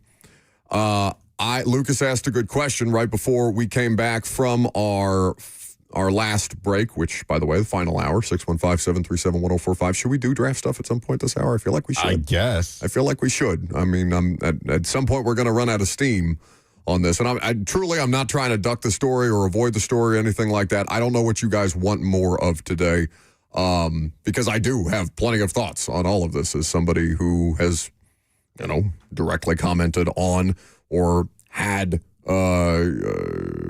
these people on the show. Both of them have been on the show, obviously. Diana's somebody who we regularly bring on during football season for information, and she's had a great many Titans reports while Mike Vrabel was the coach. The latest photographs of them at a New York bar a few days before the entire country shut down due to COVID are the most damning of the images, especially because in the photos, what is front and center as Mike Vrabel seems to be leaning over to potentially kiss Diana Russini in one of these pictures. What is front and center but Mike Vrabel's wedding ring? So, yes, that is going to be much discussed by everybody in the league. Lucas asked a fair question, if this would make its way into the draft coverage tonight. I don't know how they can avoid it. How? It is one of your 32 coaches that will not be present for an entire day of the draft, and one of your former employers, who is one of the leading insider voices in the National Football League. Oh, now they run all of the draft coverage. So NFL Network could shirk this off and be like, yep, not our pony, not our show type of deal, yeah, and just move on. Now ESPN runs all of the draft coverage across these 3 networks tonight. They've avoided it until today.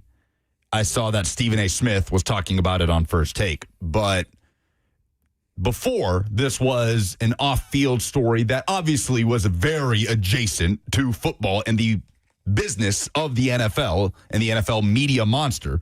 Now this is directly a football story, that a coach will not be present on Saturday, where the majority of picks are made, by the way, in the NFL draft by a team. Yeah, I don't know how they avoid it. And if they do, embarrassing. Yeah. I mean, it would be embarrassing. Well, because what did you bring up? Since the NFL as an entity now has a controlling stake. Yeah, like 10%. In ESPN. It's either 5 or 10%. Either way, it's a big chunk of a entity that covers you. And you brought up the idea of what? That you thought that the NFL would try and they haven't touched it. Tamp down some of this coverage. They've not touched it until today. Hey, Zach, find me if you can Mike Wilbon's rant that went viral just yesterday on First Take about the NFL, and you tell me if the NFL is curtailing or editing ESPN talent from, and it may, again, what I told Lucas is this may just be a Mike Wilbon thing, and as people like Mike Wilbon phase out of their careers, obviously Wilbon and Kornheiser are two of the longest term people doing it. They're obviously two of the most opinionated people on that network. They kind of were the trailblazers for all of the way that sports television discourse has come up. Zach will tell me at what point he has this Mike Wilbon rant about the NFL, and I think it's pretty telling, at least right now, what the dialogue is, especially in the middle, because this happened in the middle of draft week, where everybody's just all excited and happy and fun, and look at the NFL, it's so much fun. Look at how much fun everybody's having with the draft taking place in Pittsburgh tonight. This is the ugliest story surrounding an NFL head coach since when? Head coach. Gruden with all the emails. It's probably Gruden. Now, what Gruden, I'm not here to tell you what is more ethically or morally wrong. What is alleged here is that Mike Vrabel is at minimum having an extramarital affair, at minimum, what is being alleged here, and now fallout of that. Yeah, but as a result. It's obviously more than that, right? The person who the alleged affair is with matters significantly here. Yes. Well, I'm saying I'm talking about the morality of what Gruden did, which is homophobic and racial and very, very problematic language versus, like, I'm not here to tell you that, cheating on your wife isn't as bad as sending homophobic slurs in an email. No, but no, I get the point. You know what I mean? Something like this hasn't cast a shadow that came directly from an NFL head coach since the Gruden email. This might be the biggest NFL media scandal of my lifetime. Page 6, which is the outlet dropping these photos, it's under the New York Post umbrella, says in the article today with the new pictures from 2020 that they did contact both Mike Vrabel and Diana Russini yesterday afternoon regarding the photos. Neither of them commented for the story, but obviously in the wee hours of this morning, ESPN dropped out reporting that Vrabel will miss day 3. Now, what is fair on the personal side of this? Because I'm getting a lot of questions in the chat, a lot of questions that I think are fair, especially given the way that this show and me specifically have connections to both of these people. I am willing to accept any criticism that you guys think is fair about the way that I'm talking about this. If you think that I can't be objective about this, I think it's completely fair for you to point it out. I'm in the criticism business. That does not mean that I am immune to criticism. So if there's a blind spot here that I have, please point it out for me. And if it's fair, certainly we'll take that into account because, I am going to cover this story. I'm going to try and cover this story the way that I would cover any other story. And I think at the onset, my reaction was, my friend is telling me one thing, so I'm going to believe her until such time as more information becomes available that would give me cause to not. And so I'm in a situation where more information has become available that would give me cause to not. And I feel like we're going to make that adjustment. And if you hear that adjustment, great. If you don't, I guess I'm going to have to work on it because this is a huge story that we are going to talk about because it does now have actual football implications. And beyond that, it had football implications about how things are reported, like how information gets out there, especially when you're dealing with somebody in Diana who deals in the information exchange. Teams call her to get details on other teams. Teams call Schefter to get information about what they're hearing about what another team may do in free agency or do in the draft. Like, it is the information exchange. So now this is the most public version of a contamination of the news cycle is in just about as scandalous a way as humanly possible for not just the reigning coach of the year, but a 2-time coach of the year who was just one of 2 coaches in the Super Bowl. So he's never had greater highs in his career, and he's never had greater lows than he just did on the backside of this thing. And even still, I don't think he gets fired for it. But I think the NFL, if there's not grounds to investigate him on according to the personal conduct policy, then I think the personal conduct policy needs a reexamination, especially when you're talking about an NFL insider. Yeah. Like the NFL would not investigate this is a sham. Yeah, it's a joke. That is one of the biggest shams it is the definition of sweep this under the rug, nothing to see here. And I say this as somebody who understands how deeply uncomfortable it's going to be for both of them and their families who are now caught up in this just completely diabolical mess of their creation. I will say the Titans got dragged for firing Mike Vrabel. Yes. By you included. Yes. Bet the Titans are real happy they don't have to be the ones dealing with this right now. Sure, but it doesn't. I don't think that my opinion changes about the firing of a coach and how badly they botched the hire. That doesn't impact my opinion of it. Should they get to be vindicated a little bit today because it's not their problem anymore? Yes. Should they react to it in a single way? No. They should go about their business and ignore the fact that they have hired 2 coaches since Mike Vrabel. Their best strategy, if you're the Titans, is to take the high road. Yeah, which I fully expect. Oh, them yeah. to. There's not going to be any comment on it. Don't think Mike Borgonzi has any interest in talking about this tonight. If anybody, and again, I have no idea. I would not pretend to have any idea about how Amy Adams Strunk feels about any of this. Obviously, this is not something that me or I imagine any other member of the Titans media has talked directly to her about. Maybe I'm wrong about that. But if anybody gets to feel personal vindication today about the decision-making in real time, even if the decision-making on Vrabel had nothing to do with what may or may not have been going on with Mike Vrabel as head coach, yeah, it gets to be Amy Adams Strunk today. For sure. It's hard not to wonder if more happens with this, if more comes out, if there are other NFL people pivots in any way. Listen, if other people emerge. If there are not other people, I want to be careful how to phrase this. Yeah, I expect this is not the last we'll hear of Mike Vrabel stories. Whether that's accurately reported or whether people alleging things trying to get, because you already saw people trying to get their 15 minutes of fame off this stuff. We talked about that Chrissy Freud moron the other day. So there's going to be other instances of this of people who try to use this to gain further attention beyond the attention that should be paid about what's going on here. But at minimum, the NFL should be investigating him according to the personal conduct policy. Again, if they do not, the personal conduct policy needs some revision because you are talking about the information exchange, the private information exchange from an NFL head coach to a member of the media that involves not one now, but 2 clubs, the Titans and the Patriots. This is a tough day for the NFL from an accountability standpoint. Oh. We've got James Pierce Jr., who faced multiple felony charges, getting off with 6 months of therapy, essentially, to potentially be able to come back and play football this year, where any other civilian, virtually, on the planet would be doing jail time. And we've got this whole Vrabel scenario. Not great on the biggest day of the NFL Jerry offseason. Jones will tell you it's fine. Jerry Jones will tell you people are talking about football. Yeah, well, unfortunately, that is... They take up the news cycle. Yeah. 615-737-1045. We can take your phone calls on this. I'm happy to hear people's thoughts on this, especially given that this now extends to his Titans tenure with these most recent photos. Let's go to, is it just Lon in Nashville? Sure. Okay. All right. Just kind of my thoughts on the whole thing is these are professional athletes. These are professional athlete trainers, professional athlete managers, professional sports.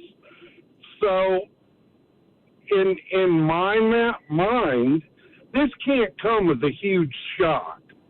This has to happen far more often than we, the general public, know.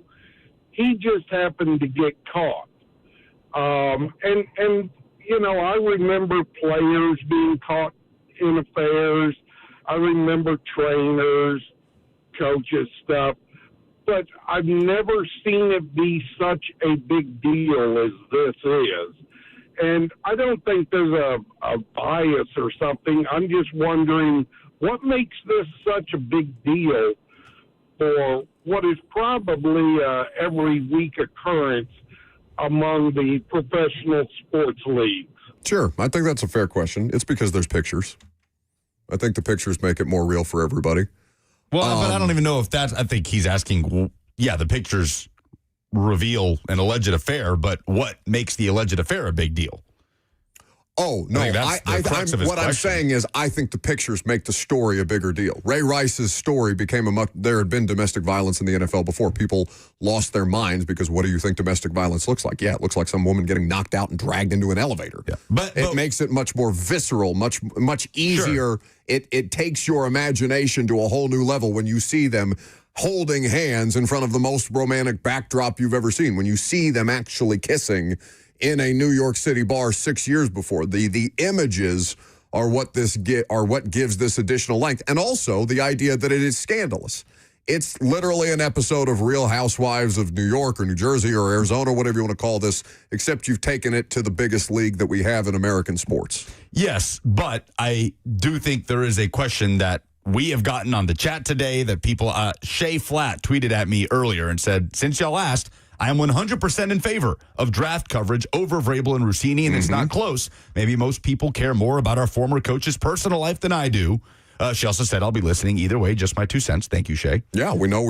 Again, I'm open to feedback. If you guys, at any point when you guys want us to pivot back to draft coverage, we will do that. But this is the biggest story in the sport of the draft today. But the point is, it's not just about the coach's personal life and that he was allegedly having an extramarital affair. It's about an NFL head coach allegedly having said affair with one of the top insiders who has consistently broken news about the teams that said head coach has coached.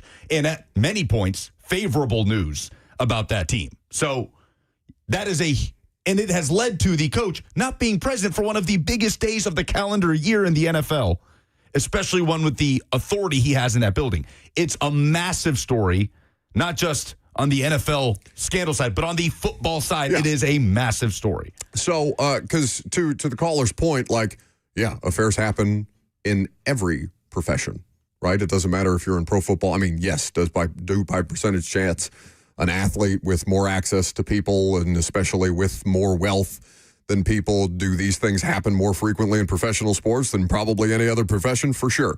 There are people who have great marriages in professional sports. I know coaches and players who have been on both sides of this of a thing, maybe not a thing like this, because this is one of the most public things and frankly scandalous things and impactful things that I've seen, where it has just more legs than you can imagine. But yeah, this happens every day societally, right? People, unfortunately, rightly or wrongly, cheat on their significant others. This comes with a greater scandal because it's celebrity, it's sports, it's the confluence of those things, and it's the denials, right? It's the denials on, it's Bill Clinton, I did not have sexual relations with that woman, and then having to walk back out there sheepishly and offer an apology and thank the media for their patience and all these different things. It's made further because they appear to have lied on the front end of this thing in both of their statements. And that is the thing where it is going to bring even additional ire and reaction to them because, gotcha. And there's nothing, regardless of whether you're talking about pop culture, sports, music, entertainment, whatever, there's nothing that we love as a society more than a gotcha moment. And this is the mother of all gotcha moments in the NFL. There's more phone calls to take. We will, I swear to God, get some draft coverage into this next segment. I'm Buck Rising. It's 104.5 The Zone.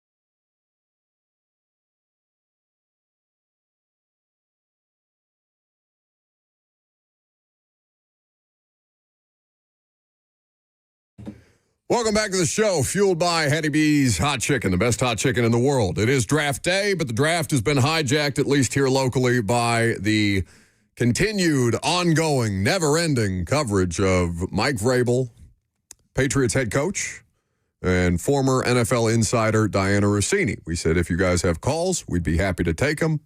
615-737-1045, your reaction to the latest photographs from 6 years ago when Mike Vrabel was the Titans head coach with Diana Rossini at a bar. And then, Lucas, you told me 4 days later after the moment of those photographs were taken, according to reports, March 11th or 12th, 2020. March 11th, those pictures were taken at the bar in NYC. On March 15th, Diana Rossini reported that the Titans are not interested in Tom Brady. They are working hard to get a deal done with Ryan Tannehill, per sources. Now, how could that influence things that happened in the world of the Titans? Maybe they always would have extended Ryan Tannehill. But if you're Mike Vrabel and you'd rather have Ryan Tannehill over Tom Brady and you start messaging, no, we're working actively to get a deal done, especially with the way that things ended with J-Rob, it starts to bring into question everything about the way things went down here. I mean, everything. That's how serious a story like this is. And it's why it's completely fair for people to have the reaction that they're having, especially with more information. As I said, when this whole thing came out, there would be more reporting. There has been more reporting. Feels... What do you mean by everything the way things went down here? Like, I'm not sure what you mean. Yeah, the way that things fell apart between John Robinson and Mike Vrabel. It's the same thing that went down when things got bad between John Robinson and Mike Mularkey. Like, these things have a domino effect, of course. You're talking about how media messaging impacts that? No, media messaging. If you're active, if you have a disagreement, let's just say in a hypothetical, you have a disagreement about making Ryan Tannehill your long-term quarterback solution.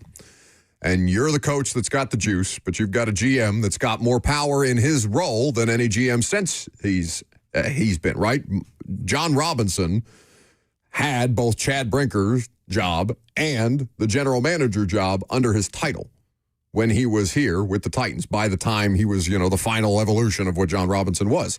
And there was a point in which John Robinson and Mike Vrabel started having more and more disagreements. And if you're the coach that's got juice over the general manager that keeps getting the draft wrong, and you decide you want to message more publicly in the media about your interest in, let's say, Ryan Tannehill, what could the intended consequences of that be from a league where ownership pays attention to things on social media, to messaging out there, things that you would not think these people in very powerful positions would pay attention to? It gives you, what I'm saying is, it may not have had these questions, and this may be an entire hypothetical that I've come up with, but it can have intended or unintended consequences. And it gives you right to question everything about the way that things transpired over the course of a 6-year period in time where Mike Vrabel and Diana Rossini, at minimum, had a way too close relationship that resulted in Diana Rossini doing a great deal of reporting on transactions around the Tennessee Titans and Mike Vrabel. 615-737-1045 is the number if you want to jump in. You can do that if you want to. Let's go to Jordan. Hey, Buck and Zika. Love you guys so much. You're awesome. And I've always been a big Vrabel. I've always been a big Vrabel fan too. But I also had a bad taste in my mouth when he left, because I remember the morning that he was going to get let go, I was listening to the morning show, and there was the report that, it sucks, but I just have to ask the question. There was the report that he had said that he would consider being the Patriots coach somewhere down the line. It was very vague. It was obscure. Nobody cared about that real report. But I remember thinking, if I was the owner of a team and that report came out, I would wonder, how can I have a head coach of my team if they're considering being a coach anywhere else in the NFL? And now that this has come out, I'm like, is this freaking collusion or what? I don't know. I'm just wondering what your guys' thoughts would have been. Yeah, I don't remember a report to that effect, Jordan. It could have happened. I do remember there was a lot of Titans fan consternation, and frankly, Titans organization consternation about his comments at his Patriots Hall of Fame induction ceremony, where he made sure to make it clear that it's not like that things in New England aren't like they are everywhere else. Yeah. That was essentially the line. Don't take this for granted. Don't take this for granted. It's not like this other places. Yeah. And I'm maybe paraphrasing slightly. Yeah, that pissed off the Titans. Yes, it started a bunch of speculation about, does Mike Vrabel actually want to be here? And it's fair to question whether Mike did want to be here at the end. And maybe that doesn't matter, because at the end of the day, you sign up to do a job. If you don't do the job to the fullest extent of your capabilities, then you should no longer have that job.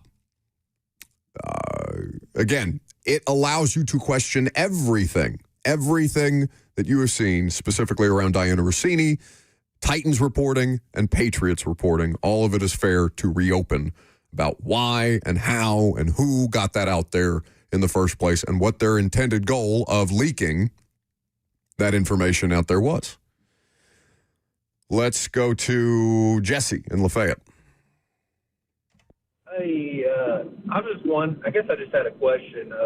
Is there any advantages, like, I guess more game-wise, that he could have been, getting from Rossini as a reporter, other than, like free agency signings or whatnot? And then I guess if he would have won the Super Bowl in 2020 to cut his piece off, he wouldn't have to worry about this. Thank you. Yeah, I'm sure there's going to be a lot of those jokes, too. Somebody might at this point. No, I wouldn't say this would affect any game results. Well, he said game, but he's saying information exchange. Yes, if you are a team, if you are a person working for another NFL organization that has disclosed information to Diana Rossini, it's fair to wonder who she gave that information to. For sure. But like when it comes to the day-to-day grind of an NFL regular season, like I don't think injuries. That's not given. Injuries are reported on all the time in season by insiders. I guess so. Yeah. You can get. I'm telling you, Lucas. Whether or happened it not, like it comes back to my point when the pictures initially came out, and my opinion was, it almost doesn't matter whether they did have the affair or not, because it looks this way and it's going to be talked about this way. It almost doesn't matter if she leaked information to Mike Vrabel as a result of her other reporting or not, because now it's fair to question what she's done at every level of her professional career, which she has defended at every turn, including in her statement of resignation from The Athletic. Oof. Let's go Kevin here. Kevin in Nashville. Hey, Buck. Appreciate it. I just wanted to say, been a Titans fan and actually Oilers fan since I was young. First team, been my only team, followed the Adams family. And as a fan base, we should, the slacking that Miss Amy took and her front office over the firing of Vrabel should now be looked at possibly even different, because they didn't let the cat out of the bag, and I'm sure the firing had partial to do with this. There is no way it didn't, and too many people that follow people and everything. And it looks to me like they kept their mouths shut and decided to move on, and I think that bodes well for our owner, and I'm super excited about our new coach, and let's get this draft going. Come on, Love. Thanks for the call, Kevin. Listen, Mike Vrabel did not get fired because of whatever may or may not have been going on during his time as the Titans head coach with Diana Rossini. Mike Vrabel got fired because he started losing games and was petulant with his bosses. That is the crux of the reason that Mike Vrabel got fired. Any additional reasons that they had to do it, or any speculation, any rumors at the time, if this was something again, he's not going to get I don't think he's going to get fired in New England over this. Do you? I mean, I could be wrong, I guess, if more stuff comes out. But, like, sitting here with what we have at our disposal today. A second-year edge rusher is pretty much going to get off scot-free on multiple felony charges. Like, come on. It's not to play football this year. No, I don't think the head coach of the Patriots is going to get fired for this, as messy as it is. Yeah, it's not why he got fired in Tennessee. I don't think that it vindicates only the sense it vindicates Amy Adams Strunk is from public perception. I still think that decisions were made as far as her as the owner of the Titans organization that were incorrect in everything that's happened, not just in the firing of Mike Vrabel, but how wrong they got the hire afterwards. You can look at this and say, oh, she's justified. But there can still be wrong decisions that were made in the lead up, and she gets to have a moment of where she's not being buried or killed for this, the way that so many different people on so many different networks did when they called it the worst decision the Titans organization has ever made, right? It does not completely wipe the slate of all the football decisions that were made that got the Titans to consecutive 3-14s. Yeah. Again, we've talked about this. I don't think it was the firing of Mike Vrabel that doomed the Titans. It was the hiring of Brian Callahan. It's almost never about the firing and almost always about the hiring you get wrong being the reason why the results go down. But it does feel like all these years of favorable coverage that Mike Vrabel has gotten, like Jason Fitz said, everybody just loves the guy. Yes. Football people, media people. It is so rare to hear something bad about Mike Vrabel. It just feels like those years of favorable media coverage from 2018 on are just all coming back around. It's almost like he's paying for all those years of, like Mike Vrabel, it felt like was the last person publicly to be held to account for why the Titans were losing games and were going 6-18 in that final stretch. Does it not? Like, it wasn't about Mike Vrabel. It was about John Robinson, and it was about the Titans. None of it felt like had to do with Mike Vrabel. Well, and in fairness, in terms of the public discourse, like the national discourse. Well, and the justification was, the results of the draft were there in front of us, and we looked at the things that were happening and said, nobody could win this way. Nobody could win this way. It was not a huge leap. But I think that masked a lot of things that went wrong for the Titans that were due to Mike Vrabel, staff hirings, a lot of things that happened on the back end of that stretch. Hand up as the first to admit coverage of Mike Vrabel is affected by whether or not you like Mike Vrabel. Absolutely. Absolutely. Coverage of Marcus Mariota. I remember making excuses far too long for Marcus Mariota because I liked Marcus Mariota, because I wanted Marcus Mariota to do well. And I remember regrettably after the fact being like, I probably carried that on too long. The player failed. This is a different situation. Your coverage of somebody is impacted. Everybody has bias. Yeah, I don't need to tell you that. You know that. Even people who are the only people who are lying to you about their bias are the people that will tell you that they have absolutely zero bias whatsoever, which is why it's important to address your shortcomings, your blind spots when you're talking about this, because you don't know when you're going to get got by the thing that you've got a blind spot for. I think in the long run, this is just going to be, this is going to be one of the bigger messes that I don't know that the NFL has a precedent for something like this. By the way, Front Office Sports just reported that the NFL has reiterated to Front Office Sports that they will not be investigating Vrabel under the personal conduct policy. That's a joke. As of this afternoon. That's an absolute joke. Because they don't want messier headlines to damage their perfect draft. You have that Mike Wilbon sound that I asked you for earlier, where Mike Wilbon just absolutely assassinates. This is the kind of stuff that Mike Wilbon's talking about in an appearance on First Take. Zach, you play it when you're ready. The NIL of it all is fascinating. I'm for players doing whatever they want. And here's what angers me about the league, okay? Angers me. For anybody to point out they're more banged up, no league lies publicly like the NFL. No entity in this country lies as thoroughly, as convincingly, and as successfully as the NFL to try to sell we care about health and player safety. They do not. As they try to add an 18th game after adding a 17th game. So this is a different subject. You can fade it down. Thank you, Zach. But that is what you were talking about. It's a lie. It's a fraud. Yeah, that's what you were talking about. That's the audio you were talking about with Wilbon. But it's just, he's talking about a completely different subject. But it holds true in the sense that we see you. We see what you're doing here. What you're doing here is sweeping a huge story that deserves additional investigation into the way that business is done in and around your league.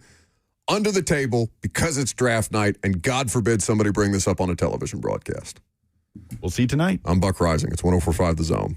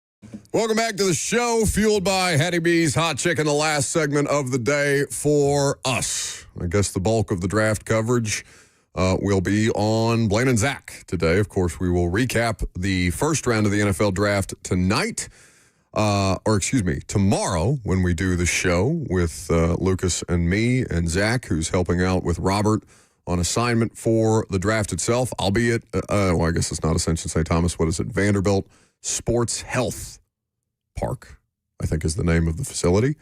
Now with their new medical partnership for the draft, covering round one, and obviously tomorrow and Saturday as well, with the press conferences and the Zoom calls with the various players that they pick. It will be interesting to see how they come out of tonight, and certainly a lot to talk about tomorrow. Obviously, the thing that has taken up most of the oxygen today, basically since the 11 o'clock segment, is the Mike Vrabel, Diana Rossini story.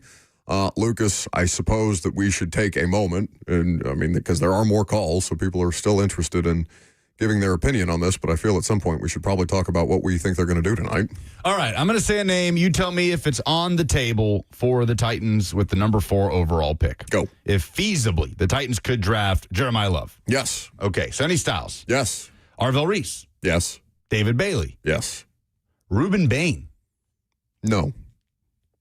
That's taken quite a turn over the last couple weeks. I don't, for them, no. I really don't think, at least since the combine, I don't think that they've been super hot on him. Carnell Tate. Yes. Jordan Tyson. I'm going to say no. But that's just a guess. Okay. Caleb Downs. I'd be surprised. Where does that fit? I guess it's feasible. Okay. I'll say 6. Yeah, I'll say 6. That our final answer?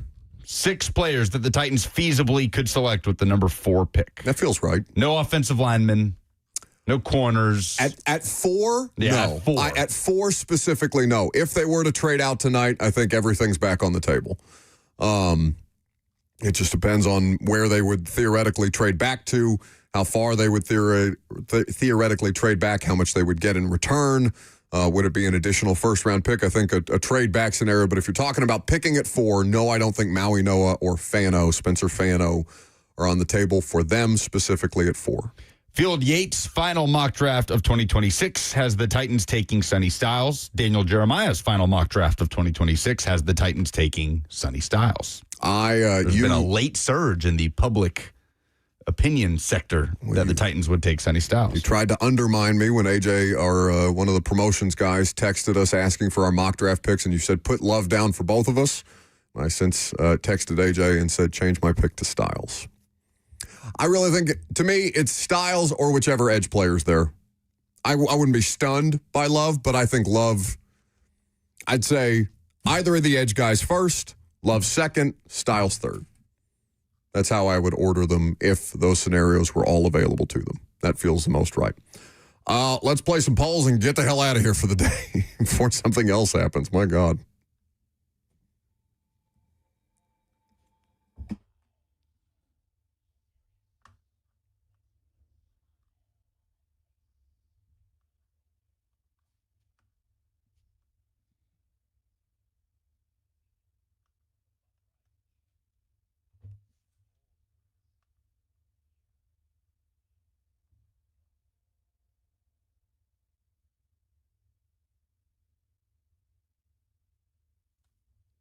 Maybe we get some a cappella club music. It's okay. Zach did a really good job.